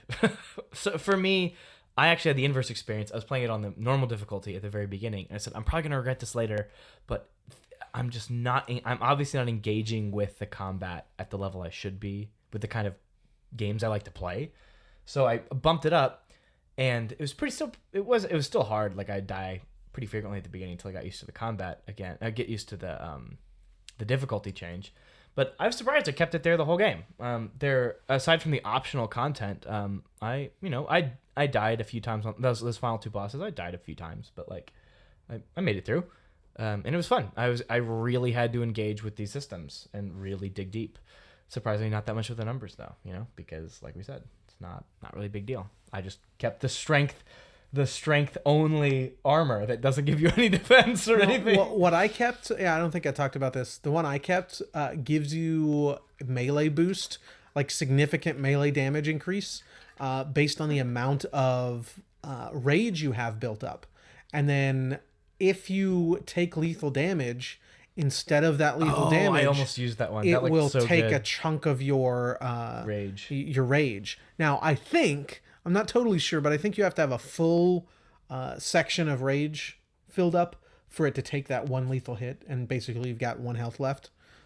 So I would try to keep that full as often as possible. But then, actually, we didn't talk about. I was gonna bring it back up. The other rage thing you get. So because you get 3 total. Yeah, the one they introduced last, I thought was very dumb. Yeah, I used it once and I was like, this does not do enough damage. Yeah, they forced you to use it once, and I thought it was very dumb. No, I might use it again after that just to see. I was like, this does not do enough damage. Like, I'm out. Yeah. But so that's the chest piece that gives me those abilities. And then the other 2 pieces of armor from that set give you a rage boost when you take damage. So either way, I'm building up. And I don't care about the numbers. I got that in the middle of the game. There's way better armor if you're just looking at the numbers. But I was still doing great with those. I really like those. So for me, you mentioned rage. Let's wrap it up before we move on to story full time. So you have 3 different rage. You have the classic one where you just heal you get kind of, again, devil trigger moment where you just do a bunch of damage and heal as you do damage. And do you do that while you're punching people? Yeah. Oh, I didn't realize you healed. Yeah. Oops. Yeah, it's a great way to kind of save yourself last minute. You have another one, my favorite one, called Valor. Yes. Which fits Kratos' story arc best, too, yes, I think. It does. But basically, you don't do any more... You don't get this devil trigger moment. It's just a healing burst. And the best part about it, if you time it right as you get hit, like it's pretty tight. It is a tight window. You will knock the enemy back and double your healing, and get a little damage boost too. But if you don't do that, if you don't trigger that right at the right They'll moment, just keep hitting 3. you are wide open while you're doing the healing animation. So you have probably lost health. You've probably by the died. time the animation probably finishes. died. Yeah, it's dumb. Yes, it happens a lot. It's not dumb. It's a great choice. It's like a risk reward kind of thing. Yeah. It's just if you feel dumb when you miss it. But it's great because if I had the Yeah. counter shield on because I don't really know why you wouldn't have the counter shield on. It's amazing. But if you miss a counter, when or a parry rather, the counter lets you come in with a move after your parry. So if you miss a parry window and you're basically stun locked, stunned, you can yeah. break out of that and come up with you basically have a second chance to parry and to counter. The one thing I wish, with this because healing. it's such a tight window, it activates like all the other rage ones do. You press L3 and R3 at the same time. Since it's a tight window, I really wish it was mapped to a different button, just so you can quick trigger it. Yeah, I just like with the back arrow thing, Atreus shooting behind you, and because it's it's using everything. The whole controller is being used. It's hard to find. I don't the real know where estate. it would go. Sure. It works. It does work. It's just very tight. Yeah. It's good though. And then the last one we talked about, I forget what it's called. You just have this single enemy hit where it does big damage and big elemental damage to them. Based on the weapon you're holding, right? Yeah, based on the weapon you're holding or whatever element the spear has. You just do this big. I don't know why it's even in the game, to be honest. I think Valor. They should have just replaced Spartan Rage with Valor, like forced you to use it. Like, here's where Kratos is in his journey right now. Yes. It would have been great. All right, you ready to talk about story? Not yet. One more. Well, yes, I'm going to talk about story, but this is not a spoiler. Way less of a spoiler than the spear. So if you're still here, definitely not going to mind. But this, I just think it would benefit a particular kind of player if you adjust your expectations here. The kind of story, I was looking for the kind of story that the first game was. They already told that story, though. This is not that. This is a huge... It's about Ragnarok, okay? It's not about Kratos and Atreus. They are there, and they have great arcs, but it is about Ragnarok. And it is a massive sort of globe-trotting Harry Potter and... What's the last one called? I forget what the last one's called. Deathly Hallows, yeah. Deathly Hallows sort of situation. Avengers. I mean, there are multiple moments in this story that are like Avengers. A bunch of, this motley crew of characters all around a table. You've got the music swelling and they're hatching a plan. Several moments like that. It's a big globe-trotting action adventure. Yeah, it's like a fantasy epic. Yes. It's a fantasy. It's like if you've ever read like Wheel of Time or, any Brandon Sanderson, it's a fantasy epic. That's what it's going for. Big cast of characters and a bunch of crazy stuff happening.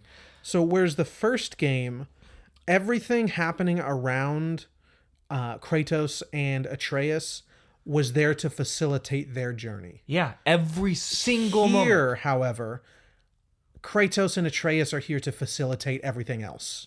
I think it's the complete inverse, and it took me a while to see what they were doing, but once I did, it was such a fantastic ride. I prefer the first one just because of the kind of story it is, not because of the quality of the story. Yeah. This is so much fun. And I mentioned earlier I was going to bring up Donkey one more time. He said that this is not high art. However, it is high entertainment. And what I think he means by that is we've actually seen this a couple times this year with Everything Everywhere All at Once, with RRR, and I think with God of War. You can look at the sort of crazy action movies that are coming out in Hollywood, and they're just not hitting home like these other things that are happening on much smaller budgets and to greater effect.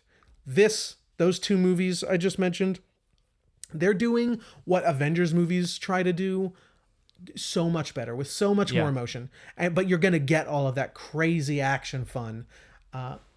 Just adjust your expectations. It is not the first game. Yeah, it is not. But it is a great intimate character study. Yeah. There are intimate moments. It's much faster. It's a much faster story. Yes. Much faster. It's still very long though. So I did like just a very small handful of side quests. It took me like 22, 23 hours, something like that. So it's not short, but it really moves. There's a lot that happens here. And because of that too, let's get into the story. So we're going full spoilers. Full spoilers from here on. Go play the game. If you liked the first one, you're gonna like this one. All right, you might prefer the first one.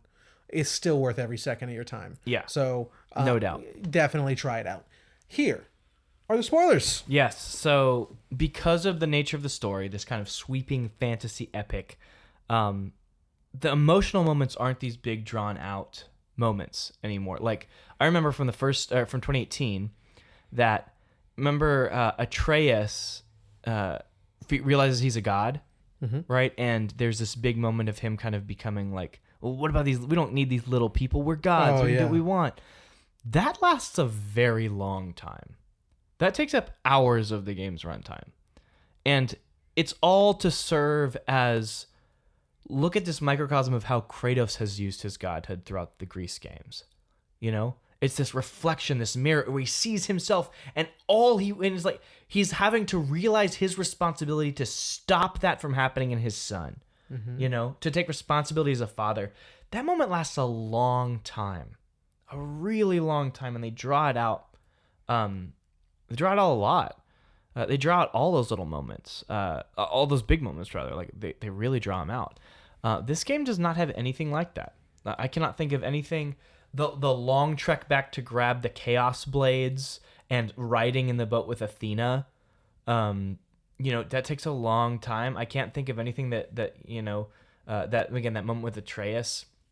I can't think of anything that quite delivered. And of course, the ending, the very, very end, that it was so earned. The entire game was earning that moment at the very end on the mountain. So I can't think of anything, but I can point to you 10,000 little moments that hit hard emotionally. Yes. So many. Like and again, not all of them are gonna land. Like the first game is this it's this massive single thing. It is doing one thing, and everything in the game, like you mentioned, is building and feeding into this one thing, which is Kratos learning to forgive himself and to become a dad. Like that's the thing that he's doing. This game is just kind of building off of that here. It's bringing other characters in. They all have their own journey. There's some central themes, I'd argue. I think the two biggest themes with between Kratos and Atreus, it's Kratos learning the next stage of fatherhood, to let his son grow up. And how is he supposed to guide him without overstepping, but while also not just being absent again. You know, it's a complicated thing, and lots of the bigger moments have to do with that. I love some of the final lines with him. He's like, my son trusts you, so I trust you. Yeah. Like, it's these little moments that are great.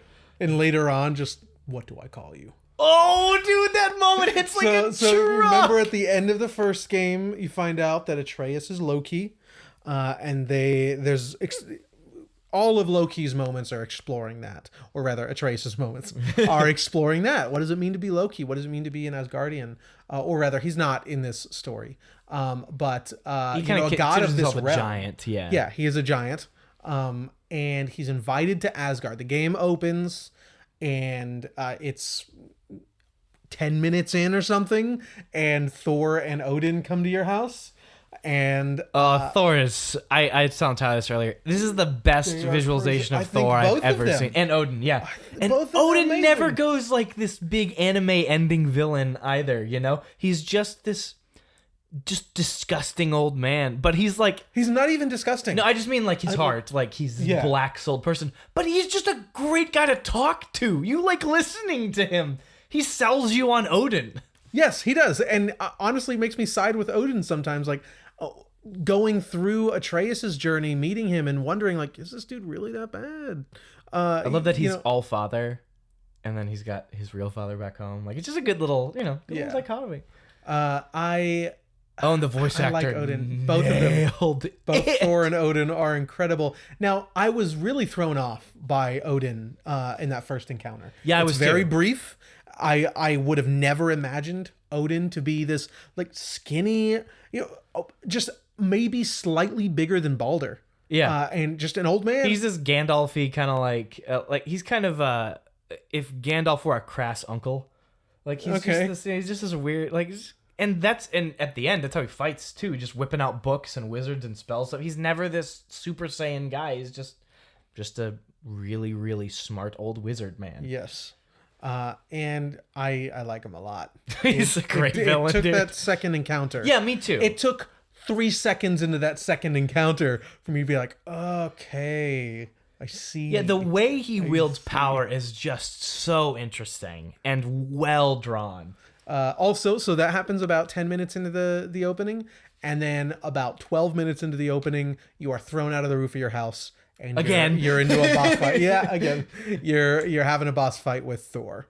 And he's like, let me see the God of War. Yeah, like, it's taunting so you. great. My favorite moment is you die. Like, it hits the game over screen.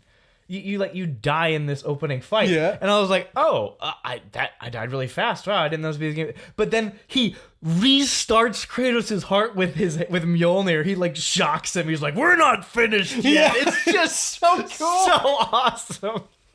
Yeah, that was a lot of fun. They got me. They got Such me. a good opening, dude. Yeah. Well, they had to my live God. up to Balder, dude. Yeah. Like they did such a good job with this opening. Dude, that was so cool when he restarted his heart. Yeah, that's such a simple little trick that games play. In fact, I only think of one, which was in Arkham City. Not Arkham City, but Arkham Asylum.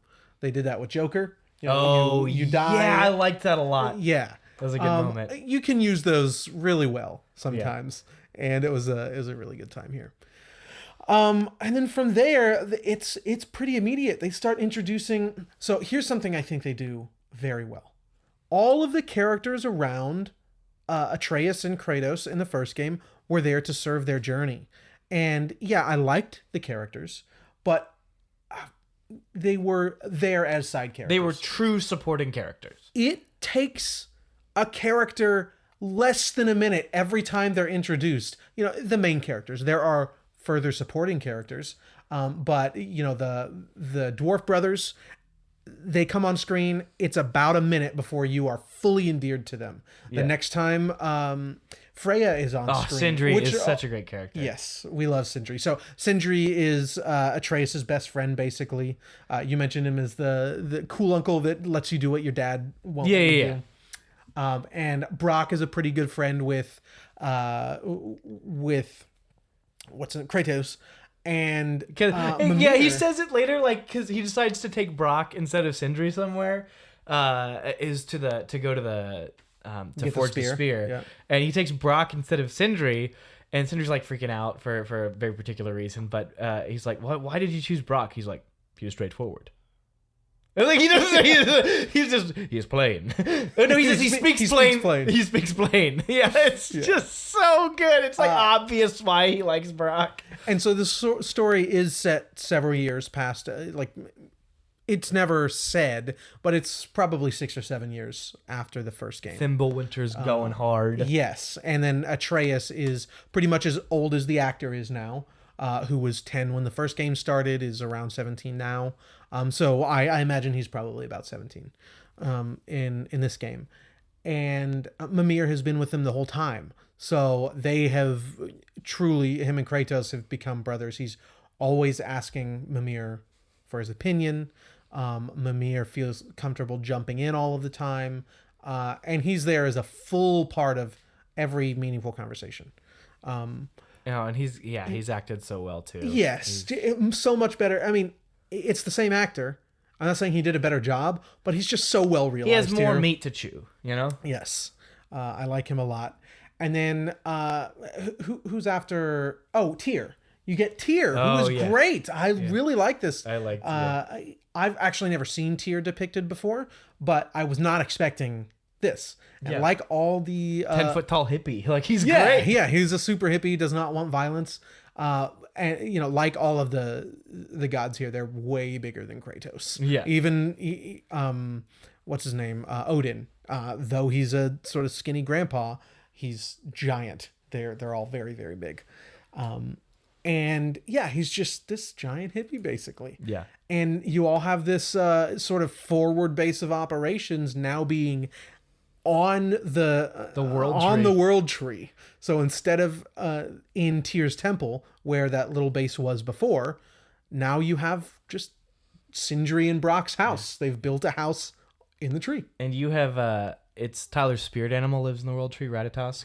Oh yeah, yeah. He's my spirit animal. I think every time he goes on screen, I'm like, it's Tyler. Why? What?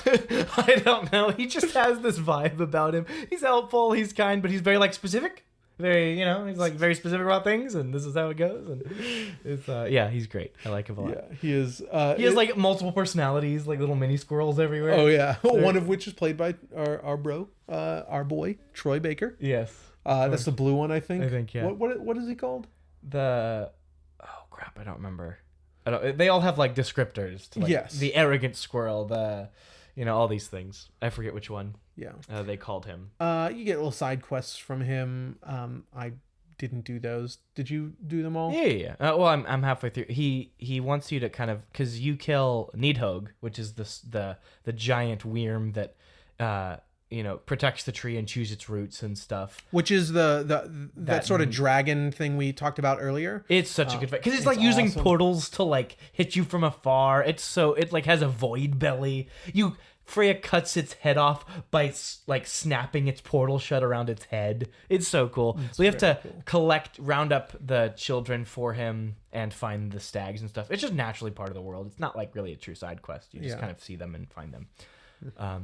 The Nidhogg little mini serpents jump out and always like bite Kratos' arm. He has to like pull him off and put him in this little I guess for lack of a better term, this little cage that he's given. Little cage thing. Sure. And, like sucks them up.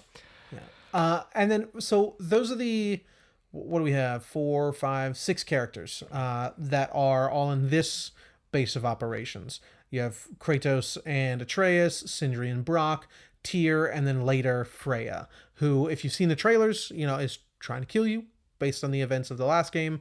Eventually, she does come around. In a great sequence. In a very good sequence. Like, Kratos has grown so much, and the way he this moment hits really hard. She's like, you don't even know what it's like to lose a child, and he's like, I do, and he just leaves it there. He doesn't have to say it, he's just like, I think he only talks about killing his family to like one person. Yeah, and I don't even remember if that's. Wait, does Mimir just know? I think Mimir knows. Yeah, that's what it is. Yeah, but like Kratos doesn't have to say anything. One of my favorite moments, he's talking about learning to forgive, like when he went to, and his brother Deimos had been poisoned against him in Ghost of Sparta, and he had to fight his brother, and Freya's like, I don't know, forgiveness, like trying to deal with her feelings toward her brother, and he says forgiveness can be a powerful thing, especially for those who do not deserve it. It's just like, he's got all these little like pieces of wisdom. Yeah. He's become like, a wise grandpa Kratos. He's just great, dude. It's so good, dude. It's so many small moments through here. I'm going to get to my favorite in just a bit when we talk about that spear again. But he's become this, instead of the world being a mirror for Kratos, like the first game was, so that he could grow, he is now a mirror for the world. And he reflects these things like, I have literally walked through what you've walked through. He's an old god now. Like, I have done everything and walked out the other side, a better person. Mm-hmm. We must be better. He's just like, and I love it too, because it's he says that to Thor at the end of the game. Thor's like, you don't know what I've done. He says, I do. We must be better. Yeah, so he doesn't kill Thor. Yeah. He gets right up to the edge, and Thor is, why aren't you doing this? Hurry up and do it. And then Thor's grief starts to come in. Like, he wants it to happen. He wants to die already. And then says that to Kratos. And then finally Odin is like, no, you're just a lapdog. Kill him. and he won't. He's finally standing up to his dad, which you see several times throughout the game. Him just being completely spit on by Odin, and then falling back into being an alcoholic. He's just come out of being an alcoholic. Odin even says I liked you better when you were drunk. Yeah. Like, oh, dude, he's just the most toxic person. He's terrible. He's terrible. But he sees that Thor is not listening anymore, and he probably knows Thor would just gut him. Yeah. So immediately kills Thor without thought, blinking. without hesitation. He just Thor. Yeah, why did you make me do this? Like he's toxic to the end, you know? Yeah. But yeah, it's a great moment because Kratos says we must be better for our children, and that's what you think all the way back to the very first the opening of 2018, and Kratos is like, I'm sorry. He's like, don't be sorry, be better. And that word "better" for him has changed. Mm-hmm. In fact, when there's a moment, we'll get there. So let's get through, if you don't mind. Let me get through a couple complaints. Okay. I want to get these out of the way. A couple complaints about the story. So I have one major and the rest are minor. Yeah. Major complaint. So Kratos throughout the whole game has I'm not going to war. I'm never going to war again. I will not put my son through a war. He knows the sacrifice. He's like, Loki's describing, oh, well, there's this tear and Odin knows if he can see through it, he'll understand all things and know all knowledge. And Kratos' initial response, the first time he hears it, he's like, there's always a price for knowledge. Like, he's so wise, he's so cool, but he doesn't even consider it, doesn't even care, But he goes through this and he doesn't want war. And there's a very significant moment where it is revealed that Tyr is not actually Tyr, but has actually been Odin the whole time, disguised as Tyr, which falls very well in line with the way he behaves throughout the Norse stories, which is really interesting. So he is revealed. It's cool because Brock is the one who calls him out. Brock sees through him. He's like, no, wait just a minute. This don't make no sense. Why didn't you tell us about this earlier? He's pushing him. And so Tyr, Odin, just stabs him and kills Brock. Brock is dead. And he catches because Tyr finally accidentally calls Atreus Loki. Yeah. Which, going back and forth between Asgard and being in the other realms with Dad, Atreus is called Loki or Atreus. Yeah. So he gets caught, and Brock's the only one to call him out on it. So Brock dies. It's a very big, important moment. Sindri is just devastated and leaves. But Freya's like, okay, we got to go. We got to kill Odin. And Kratos is like, no, we're leaving. And Atreus is like, he's so mad. He's like, he just wants to do something. And he's like, we are leaving. And they go back to Midgard. And they literally recreate the opening of 2018 with Atreus saying all of Kratos' lines. He's like, where are we going? He's like, in the direction of deer. He's saying it really subdued. Mm-hmm. He's literally repeating the exact, they're hammering it home. They're making it very obvious. Atreus is because of the price of his decisions, is about to walk down the same path Kratos was down. They're making it so obvious on purpose. And Kratos, finally gets through to him and comforts him. And, he is coming to the conclusion that him teaching Atreus to close himself off all the time is not the answer, right? He's not quite there yet in the scene, but he gets there by the end. But then he decides to go back and join the war effort. And I don't buy that. I don't buy that decision from him. This is my one and only... And Amanda disagrees, and she gives a couple really good... My wife, she gives a couple very good reasons why she disagrees. She thinks that there's the subtleties of him and Atreus' relationship to this point, that he knows that Atreus needs this and makes that decision on his behalf, knowing that this is where Atreus is going anyway. He knows where Atreus is, and he's going to be there with him. And she thinks there's enough subtlety there to see that. It's a big beat. It's a really big beat that you have to earn, that Kratos decides to be the god of war. And actually, technically, he fulfills Tyr's role in Ragnarok. They never outright say it, but he fulfills the role of Tyr. He is the god of war his son has been looking for since the beginning of the game. He is the one. He fulfills all those beats. I don't buy the decision in that moment, or even later where he says, fine, I'll be your leader. I don't buy it yet. I don't think he's there. I think he would not go to war, even They try to spin it as like, I'm going to war for justice, to get justice. Like, again, it's too much like revenge. Like, I don't buy it from him. Yeah, I would buy it if Atreus were convicted in that moment. No, we have to fight. He would follow him. He would. Because he has learned to trust his son at this point. And, oh, dude, that line, it's quoted in the trailers and a bunch of promotional stuff, but I hadn't heard it. But when Trace's like, he's like, I'm following you. He's like, yeah, but you don't believe any of it. And he's, and still I follow.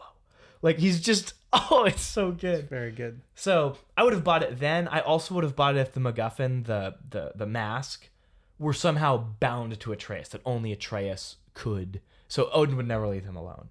But based on the circumstance, if they walked away, Odin would not follow them. He might pester them, but they can stay away. No, but they had the mask. No, they gave it to Freya. Like before they left for Midgard. They gave the mask to Freya. Oh, him catching the mask with his spear was so awesome. It's like, yes. Screw you, Odin. But yeah, they gave the mask to Freya. Yeah, that's right. So for me... And then there's a little silly thing they do here. They didn't catch this. So Atreus's model has the mask on it, but it's also on the table. Oh, that's cool. In that's the cutscenes. And then he, when you finally leave, after you do go back to decide to be in the war, he takes the mask off the table and just puts it on his already masked model. It's amazing.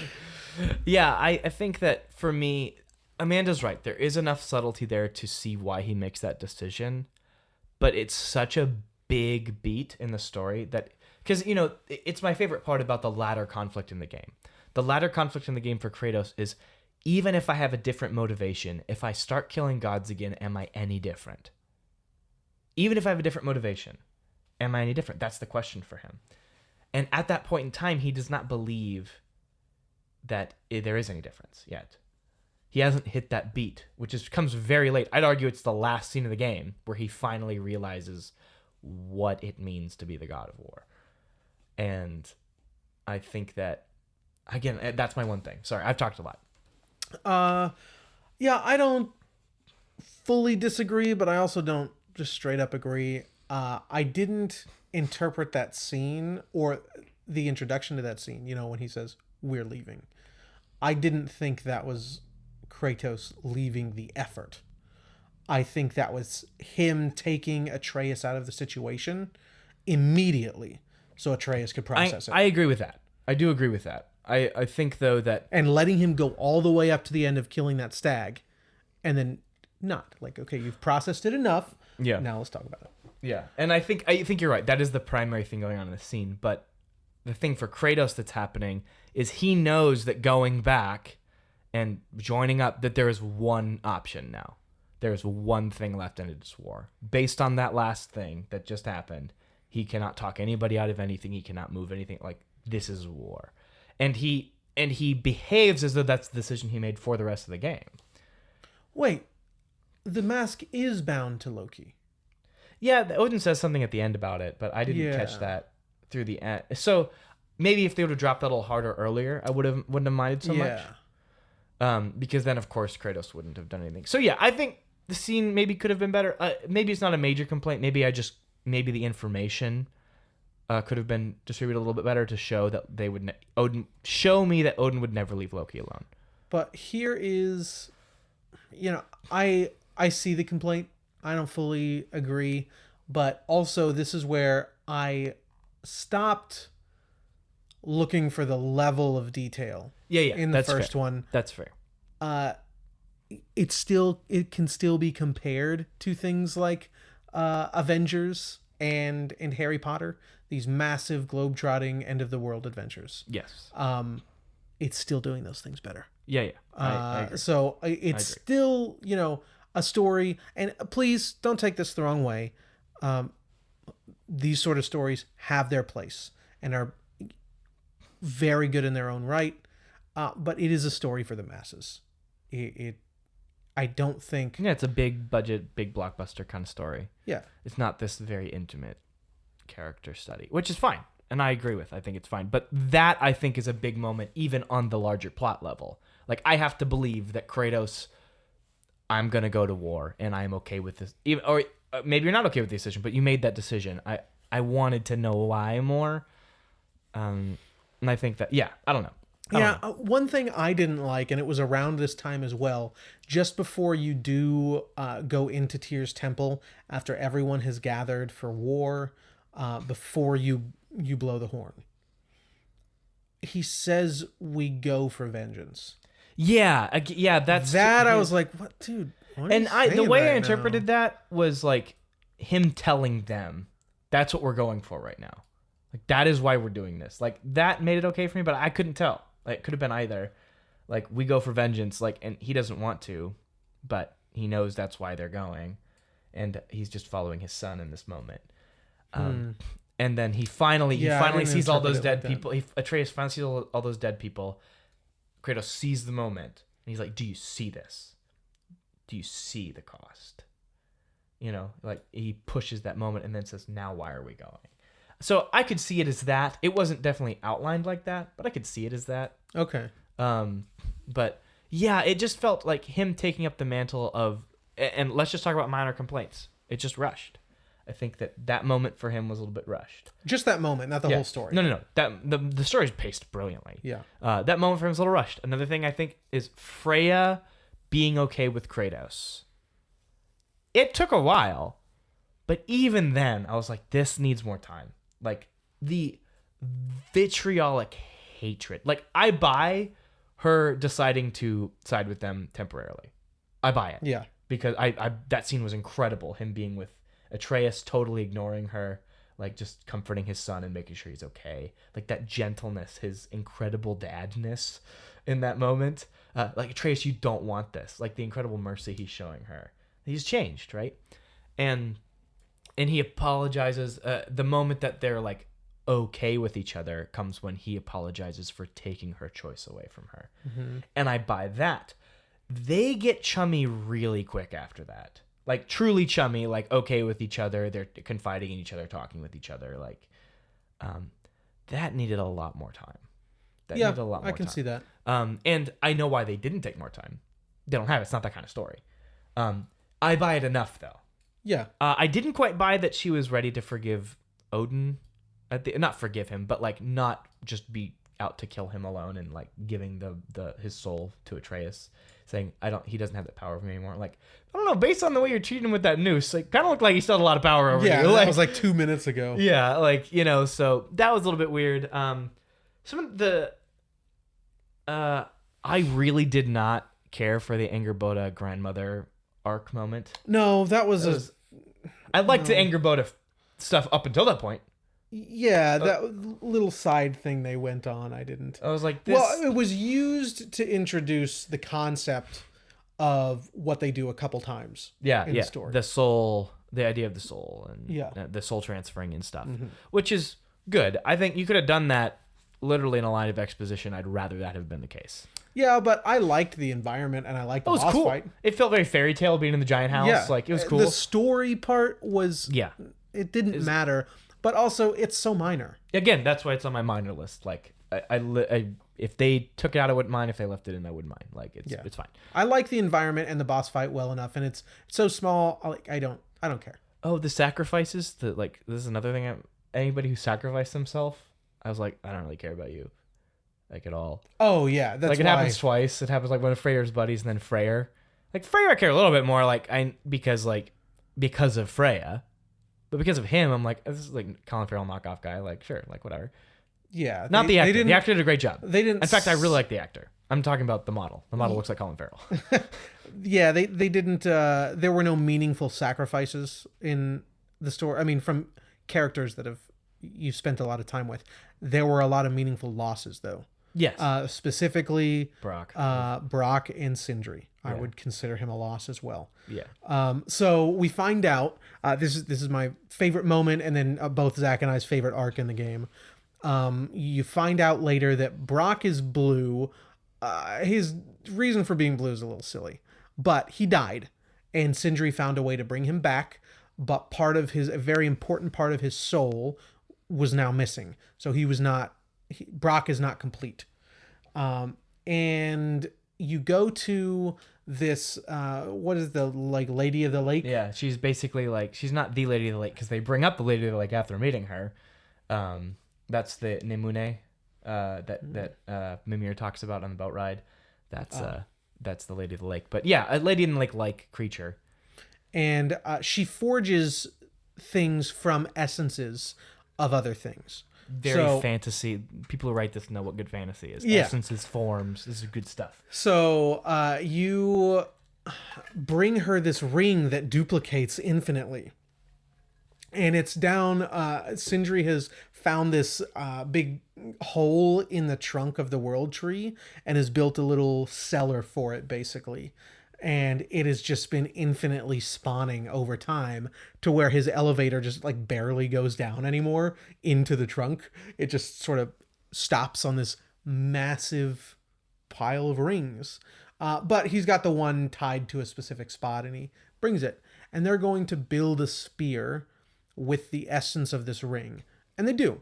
But Brock goes with him. With Kratos. That's your buddy this time around. And they do that throughout the entire game. You've almost always got a buddy. With Loki when he's in Asgard. It's Thor. It's Heimdall. It's Thor's daughter. I think those are the only three. But you've always got a buddy. And then you've got Brock. He's also had Sindri and then Agraboda a couple times. So then with Kratos, you've got Brock, Atreus, of course. What's her name? Freya. Freya becomes the Atreus stand-in post-game for reasons that I don't think we need to spoil specifically. It's a good moment. But right there at the very end of the game, like credits will roll 2 seconds later. Anyhow, you need the spear because it will spawn infinitely and can't really be seen by Heimdall. That's the only way you're going to get a hit in on Heimdall.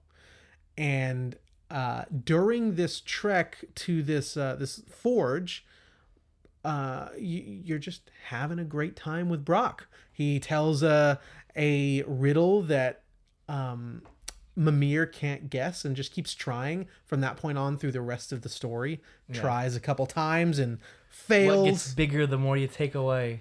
Yes. It's in The Hobbit, actually, that riddle, I think. Oh, really? I think so. Well, it's a good one. And you're just having a good chummy time with Brock. And you get down, you get the... Stump the stump! And so he also explains what dwarven magic is. That they forge things from the essence of other things. And he says the essence of a thing is greater than its form. So that motif is going to be carried on a bit. And the Lady of the Lake speaks to your soul directly rather than just audibly. However, Brock is missing that part of his soul. And he's kind of angry that the Lady of the Lake just swims away without saying anything to him. And then Mimir mentions this, and Brock gets it finally. And he's furious that he couldn't get exactly what he wanted or just talk with the Lady of the Lake. He was so enamored with her. And then the only time he's ever shown any reverence for anything. Yeah. Yeah. He's like, does some Brock equivalent of, putting on his Sunday best and dressing up for the lady. But she swims away without giving this weapon a blessing, which he said it would need.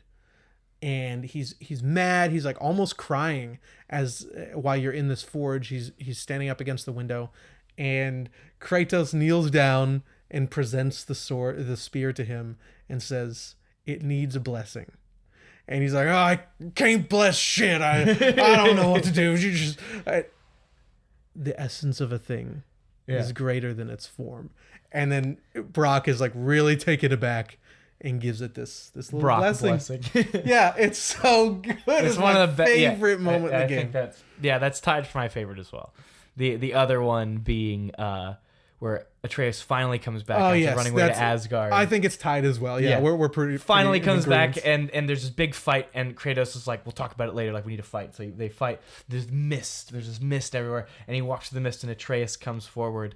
It's the first time they've seen each other since Atreus literally ran away to go be in Asgard. Yeah, he's been gone for several days now. And Kratos is very firm. He's like, "What do I call you?" Oh, And- it's so good. And Atreus like waits there for a moment and finally just runs and embraces his dad. This like he's messed up so bad, and this burden of like, I don't even have words. And it's not even Atreus. Kratos goes, Atreus. And he holds him, and then he lets go.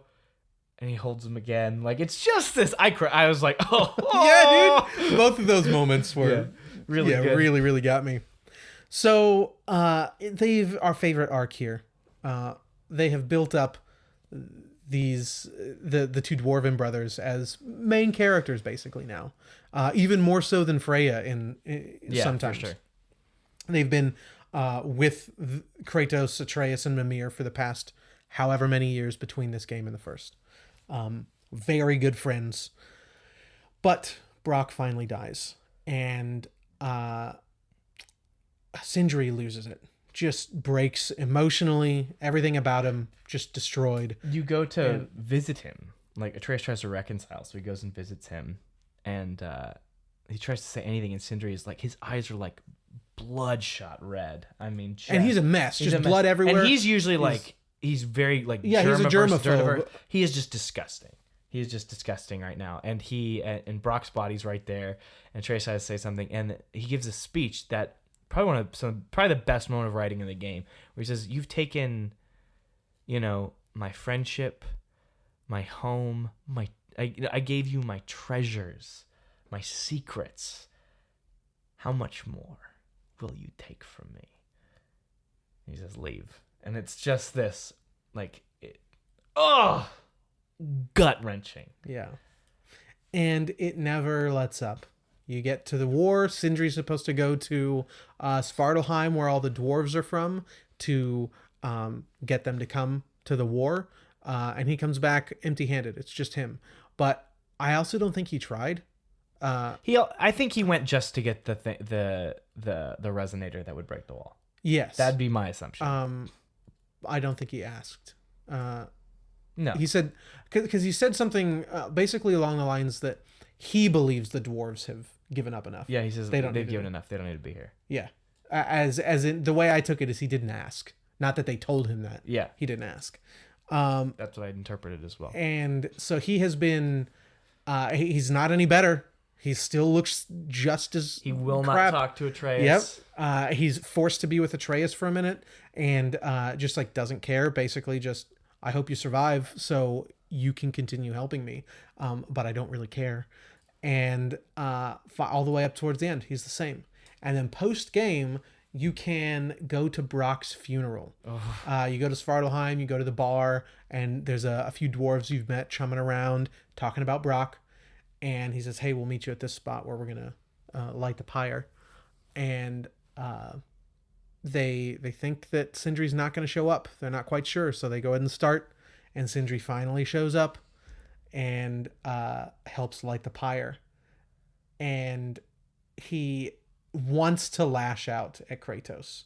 He looks at Kratos. Does he say anything? I don't think he does. No, he doesn't. Kratos puts his hand on him for a second. He's like, "Oh, Sindri," yeah. and he pulls away. Yeah. And then he like turns back. He's walking away. He turns back around like he's going to lash out at Kratos. And then doesn't. Just disappears. And that's when Mimir gets it. It's like, he says a hole. And they're like, what? Gets bigger the more you take away. And then credits roll. I was like, yeah. Oh, what? Yeah, that's it. That's the last scene of the game. They knew they nailed Sindri's arc. Yes. You can tell they knew so it. Good. Not even the credits for the main game are fade to black. Yeah. Like the first game, you're walking to a place and then finally the credits are done, this portion of the credits, and you can just continue playing the game normally. Yeah. There's been no sequence breaking there. But this is the last thing before credits roll to black. It's good, dude. It's fantastic. What a good moment. Yeah, they nailed it. Some other, I guess I can move on without talking about my, I want to talk about one thing that's not really a complaint, but something that so the last game I was like, oh, there's no cuts, it's amazing. And sure, there have been other games like Dead Space 2, no cuts. The difference with a no cut here is the level of immersion it brought to the Nine Realms and all this stuff, and just because it was so focused on Kratos. because it was about Kratos the whole time. This game didn't need to do it. I feel like it just did it because the last game did it. Because there were a few moments, one in particular, where Atreus leaves, like where he attacks Sindri and leaves to go to Asgard. And that first cut back, so they do this little seamless transition between Atreus and Kratos. Yeah, it's always they're together and then one walks away. That one time, because this is the one time where Atreus, because the next time that he comes back and the next time they're separated, they're in sync. They have a plan, right? This is the one time in the game they're separated and are genuinely separate in intent as well. Dude, if you do one hard cut right there and cut back to Kratos, that would have hit so hard, right? Like, and again, I'm not a video game director. I don't know anything, but like, I feel like they just did the no cuts because that's what they did last time. Yeah. That would have been good. It would have hit really hard, right? Because then when they're reunited and they separate the next time to do the seamless transition, then it would have hit harder with a punching the wall. I don't know. Something my dad taught me. Like, I think that was the one. Anyway, so that's all my complaints. I'm just go through the list of stuff I thought was awesome. You mentioned, this is like the big sweeping in like Avengers-y, like, whatever. Visiting the Norns riding on a Kelpie. Oh, dude, that was so cool. Dope. A bar fight with the drunk god of thunder. Yes. Freaking amazing. You forge a mystical weapon? That is like my thing, man. I love the forging of mystical weapons. Yeah. Again, that was my favorite moment. But visiting the Norns was incredible. Not just the Kelpie. The Kelpie was really cool. But these massive, thick braids coming down from the wall, and they just like keep coming in and out. You walk into this clearing of this forest of gold braids hanging down from a ceiling. I don't know. Oh, it's so cool. And they're like, there's no fate. You're just so predictable. Like, oh, dude, it's so good. Yeah. That whole scene was really, really awesome. Yeah, and it's so short. And it's very short. He doesn't even ask his question. He just leaves. Yeah. He like already knows what the answer is going to be. They go there to get a very specific answer, and they just keep taunting, and he doesn't ask. He just leaves. Yep. He's great. I loved Surtur. I wanted more of him because I feel like they've introduced him earlier and got to know his like deal earlier. His stuff would have hit harder, but he behaves like the oldest being in the universe. Like I love that you visit him and there's just this huge graveyard of swords, basically. There's just swords everywhere, and you see him just during the cutscene where you're talking to him, he forges like 3 swords, and he just throws them away like this empty, meaningless, repetitive action. Right? It's so good. And when you first try to talk to him, like, "Hey, Surtur," he goes, "Go away," and he just lifts his hand, and you are blasted like 30 feet back. Like, oh, okay, this is like one of the like most primordial beings. Do you meet him in the first game? No. Okay. It's I wanted more of him because, dude. So you have to bring him down to the spark of the world, where Muspelheim and Niflheim meet, and it's this really cool, beautiful area. And you go up, and you kind of charge him up to be the giant, the fire giant that destroys Asgard, as is prophesied. And you have this combat with these 2 kind of faux Valkyries that Odin has made that come and try to stop you, and they keep getting recharged to full health, like to partial health, as you fight them. And the cinematic of killing them literally ends on this Avengers shot of Bear, Atreus, and Kratos, cool, and it's just awesome. Oh yeah, so we didn't mention that Atreus's new power here is he can turn into animals. Yeah. A bear being his most powerful form, only for scripted moments during combat. You only get to actually use it once, the bear. Otherwise it's a wolf. And he like literally just rips people's heads off as a wolf. It's cool.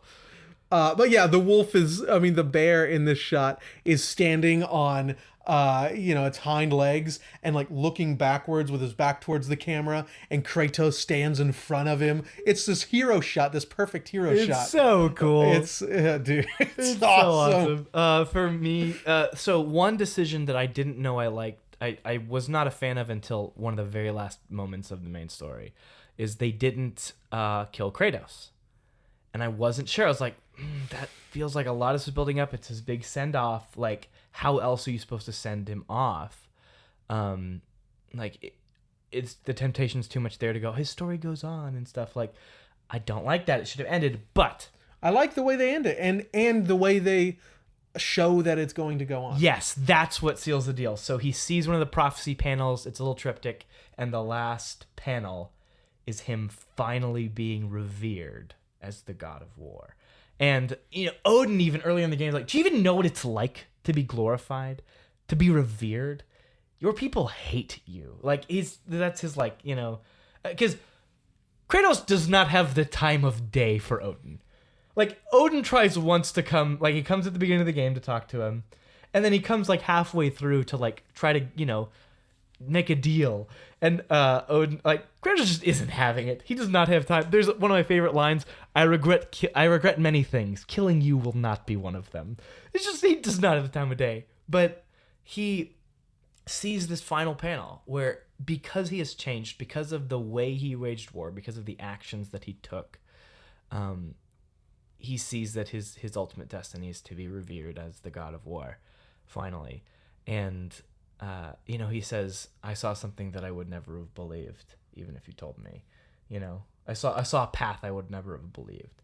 What I wish he would have said, because he's crying, right? And he closes the panel, and Mimir sees him, and Mimir's like, what did you see in there, brother? I wanted him to say, the god of war. Oh, dude, it would have hit so hard. But anyway, like, the way he does it, he's processing it, and that is a way to send him off that I didn't expect. Mm-hmm. To let him be the god of war. And I think it was a good choice. It made I would never thought it, but it was a great way to end it. Killing him, I realize now, is not the only way it would have been great. Like, this is equally fantastic. Yes. I loved it. So I think that's about it. Yeah, There's one more thing that I want you to jump into. Is earlier you said, one, you would like another God of War. I do not want another God of War. I like endings. I do not ever need to see Kratos again. Not because I don't like Kratos. Don't draw this shit out. Yeah, don't do it. I hate when people do that. Don't do it. But, I mean, I would not mind, like, seeing him again. I don't want there to be a game about Kratos again. Like, sure. I don't even mind if it's a little fan servicey. Like, just go, oh, there he is. Like, it's Kratos. Cool. I don't mind. In a game, game about Kratos. Yeah, I don't want another game about Kratos. I'm done. I don't even know if I want a game about Atreus. This whole story. That's where we disagree. This whole story. I wouldn't mind playing in a specific context. Yeah, let me hear it, because you said there's a clear way that fans would want it. Yeah, fans would want another, like, they would want this. Atreus goes off to another mythology. He is leading his own path. The game's about him, and like 3/4 of the way through, his dad comes in, and they, topple a bunch of stuff. That's what they would want. That's what I think fans would want the most, because it's just more, and it's, kind of serialized, and that's what it is. That undermines everything this game's done. Mm-hmm. Everything. We talked about this. I want Cory and his team to do something different. Definitely. To not do God of War. I think there's room for more God of War stuff, though, that would be worthwhile and good. Here's what I picture, though. Through the lens of Loki looking for the giants. And so this is how it ends. Oh, yeah, Loki. Go ahead and talk about the ending. Loki goes off. Loki finally tells his father, I need to go. I need to leave to look for the giants. They're still out there, and it's my job. And he's like, remember our promise, though, that, like, to think of what I would say, and I'll think of what you would say, so that we don't go so far off the rails. And Kratos is like, Loki will go. Atreus. And he touches his heart. Atreus remains. It's so awesome. But, so he's going off to find the giants, and what I think the best way is the rest of it should be a spin-off series, not this, like, you don't even have to call it God of War. I don't know, whatever. But not from his viewpoint, though. So I think he should be an adult. He should be like a 30-year-old or more. Like, he should be an adult in these games. He's been looking for a long time. But an entirely fresh, new set of characters, like, let's say Egypt. You go to Egypt, entirely new, fresh set of gods and characters and contexts. And halfway through the game, Atreus is revealed to be there looking for the giants, and that may be the culmination of the game. You're looking for the giants with Atreus or whatever. Like, and then you hop over to another brand new story in China, and Atreus shows up there. He's looking for the giants there, and he's this kind of becomes this universal guide walking through these mythologies and, you know, leading them through their problems and being there with them. But again, you're not playing as Atreus. Maybe a little bit for some fun. Like, you know, you get to finally play as grown-up god Loki, you know. But through the lens of other stories. That way, other stories get to shine. It's not about Kratos. It's not even truly about Atreus. Or even a god of war. Or even a god of war. It's just another mythological story. But you've built this framework for it now. Yeah, for everything to be connected. And it will work really well, I think. I think that's the way they should move the series forward.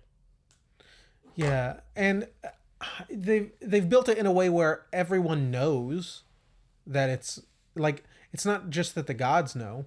Well, Mimir's a god, right? No. Oh, okay. He's a dude. All right. Well, then people know that, like, Greece is a place and it has gods. So it stands not to reason. anymore.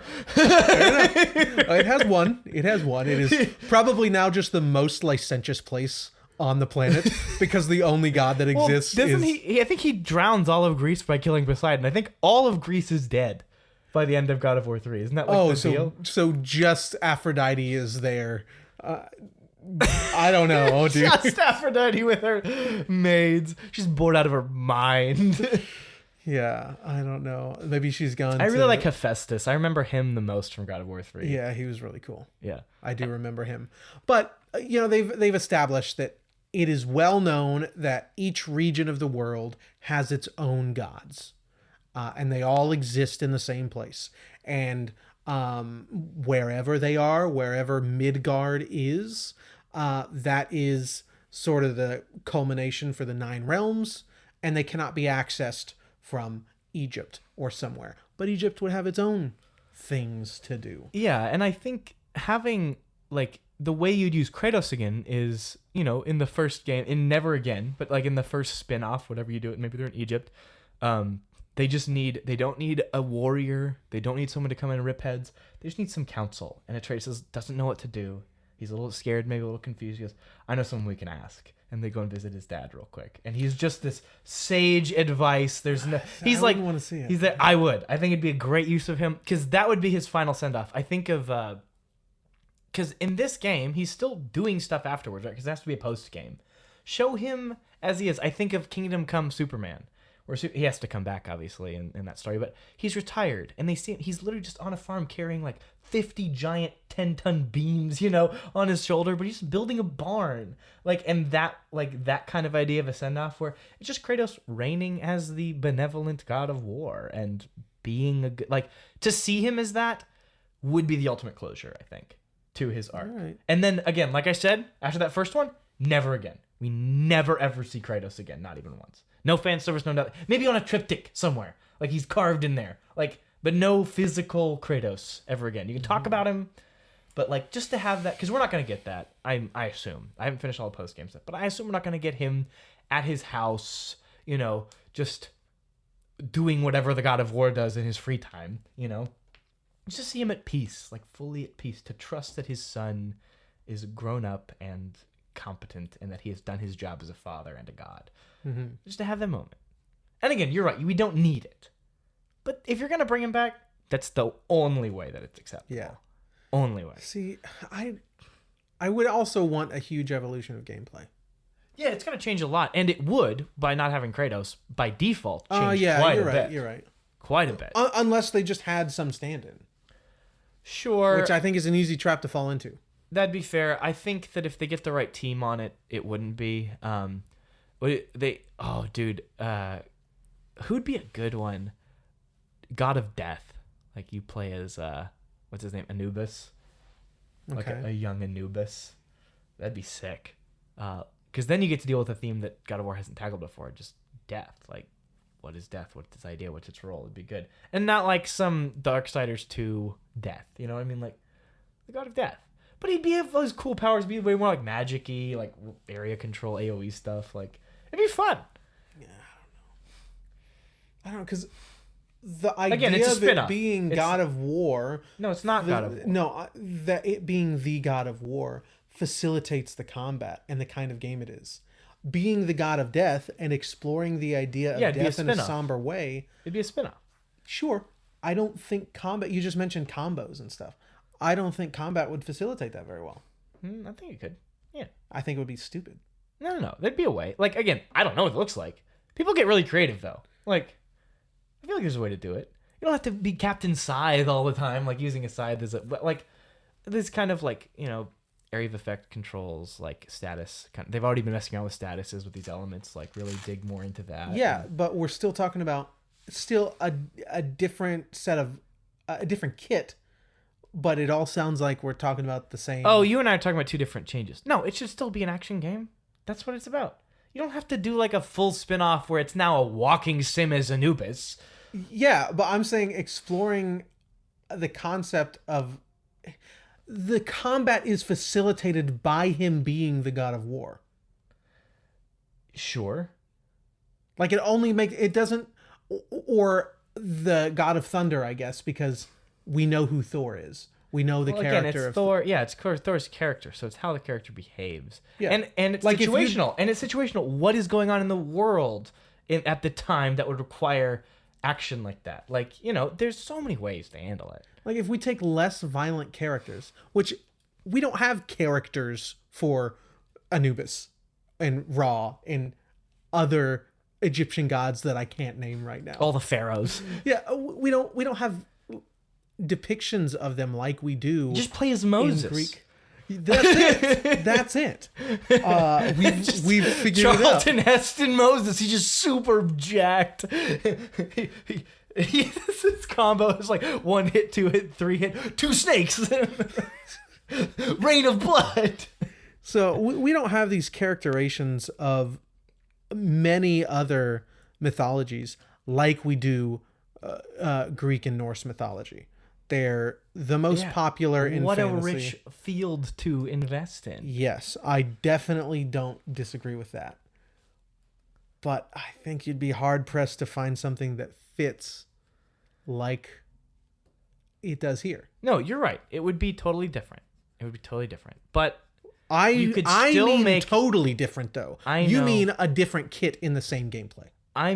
Same is a strong word. You can, again, the way you build the encounters doesn't have to be as in-your-face and aggressive as these are. It can still be an action game without being a God of War action game. And then what would you call it? God of Death, God of whatever. Like, God of something. That'd be what the spinoff would be called. God of whatever God you're playing as. If you play as a god. I'm not seeing it. That's fine. Not seeing it. That's fine. You also probably didn't see God of War 2018 being what it was. No, You know? definitely not. So, like, I'm just saying, there are some But really again, creative that whole people. thing only makes sense because you're the God of War, or it would make sense with Thor because we have that If characterization. you were trying to talk me out of making this game, I would be on board. But if you were to probably bring this to like someone again like Cory's team, I'd say like, yeah, they could probably figure it out. They could probably make it happen. I believe they could. They're so creative and they're so good at what they do. Yes, there are a lot of very creative But again, moments I agree with you. in this game. I want them to do something new. Maybe go full action game. Like, they have such an interesting system here. Go full action game. Make it happen. Give Platinum a run for their money, Cory. They're Yeah, the that's only interesting. ones. If they don't change their gameplay very much, then sure, just do a full action game. I don't need another story. But it's a Cory, meaningful story. It's Cory Barlog. He's gonna So want a story. in that case, also give me new gameplay. Okay. Like, you've designed something very cool. I bet you can design other things that are very cool that I would like to see, not just a story. yeah, which is fun. If you're gonna do a yeah, I spin-off feel of God of like- War, I feel like it would be best as still at least action adjacent, like some sort of action based stuff. That's just what the series is. Yeah. Oh, Do you know if Egyptian mythology has a ton of... Actually, let's scratch that. I feel like something Eastern would fit more. maybe. Like, I know very little, but I'm picturing like Chinese heroes of myth that are doing war more than Anubis or Ra. I've never heard of a god level war from So Egypt. they That doesn't mean it's not said- happening. I don't know. Or it hasn't happened, rather. So their primary ones they talk about the most when they're talking about other ones they could do in interviews are Egyptian and Maya mythology are the two they talk about the most. They also have mentioned Celtic, Japanese, and Irish. I think I feel Irish like would Celtic fit. would be Irish, very yeah, Irish Celtic adjacent. would be. Irish Celtic would be perfect because they're literally all about killing things. Like that's their Yes. whole culture. I feel like that would be too adjacent to be interesting. Maybe And I wonder if... you can play Finn McCool, the Giant Slayer. Yeah, I would definitely want... If okay, I don't want this at all. I just want them to do something different entirely. That's fair. Not even an action game with a similar combat system. Just something new entirely. Because if they were to use the combat again, why not just also use the combat to facilitate another, big meaningful story like these two games? Yeah, I definitely would like to see some changes. Do a racing game. Regardless. I want them to do a racing game. Kratos Racer. I don't know. I'm joking though. Not a racing game. Kratos is every time he boosts, boy, Dude. Different. Not as much combat, but do something like Uncharted. These environments are so gorgeous in these two God of War games. Do a treasure hunting game. That would be cool. That would be cool. And they could tell such an incredible story because they're very good at telling incredible stories. This is true. I don't know. We're speculating a lot. What if they went to the Winnie the Pooh mythos? Yes, right there. Give him these Honey gauntlets. huge, yeah. He's got like his hands stuck Bro, in the huge- pots of honey. That's it. Yes. And then to heal yourself, you could just hold the honey pots above your head, and it would drip down on your face, and it would heal you. But in the sequel, you could get this other effect where when it's dripping, instead of like eating it and healing yourself, you could let it solidify, and you get a huge damage and armor boost. Yeah, this is As great. Winnie the Pooh. Yeah. Yeah. Oh, bother. All right, that's God of War Ragnarok. I think it's an absolute masterpiece. It's dude. It's really, really good. It's a game that it's so easy to recommend. So easy to recommend. Play these two games. It's actually even easier to recommend than the first game. I agree. Yeah. Just because of the kind of story it is. Yeah, I agree. You should still play the first game first. Absolutely. Yeah. It's really hard I feel like it would be really hard to jump in here. There's a recap in the beginning. But it's very brief. You need that time with those characters. Yes. To see where Kratos has come from. Yeah. Anyway, Definitely. that's about it. That's all we got. Folks, come join us on Discord. You can find that link in the description. Come tell us what you thought about God of War Ragnarok, where you think maybe they could go next. If they're going to do another mythology, how they might do it. I'm convinced, just do something else entirely. Totally different kind of game. But come tell me why I'm wrong and Zach's right.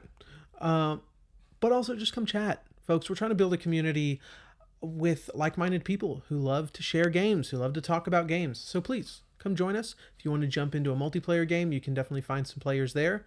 It's a small but budding community, and we'd love to have you. And please do not forget, folks, to share what you love with who you love.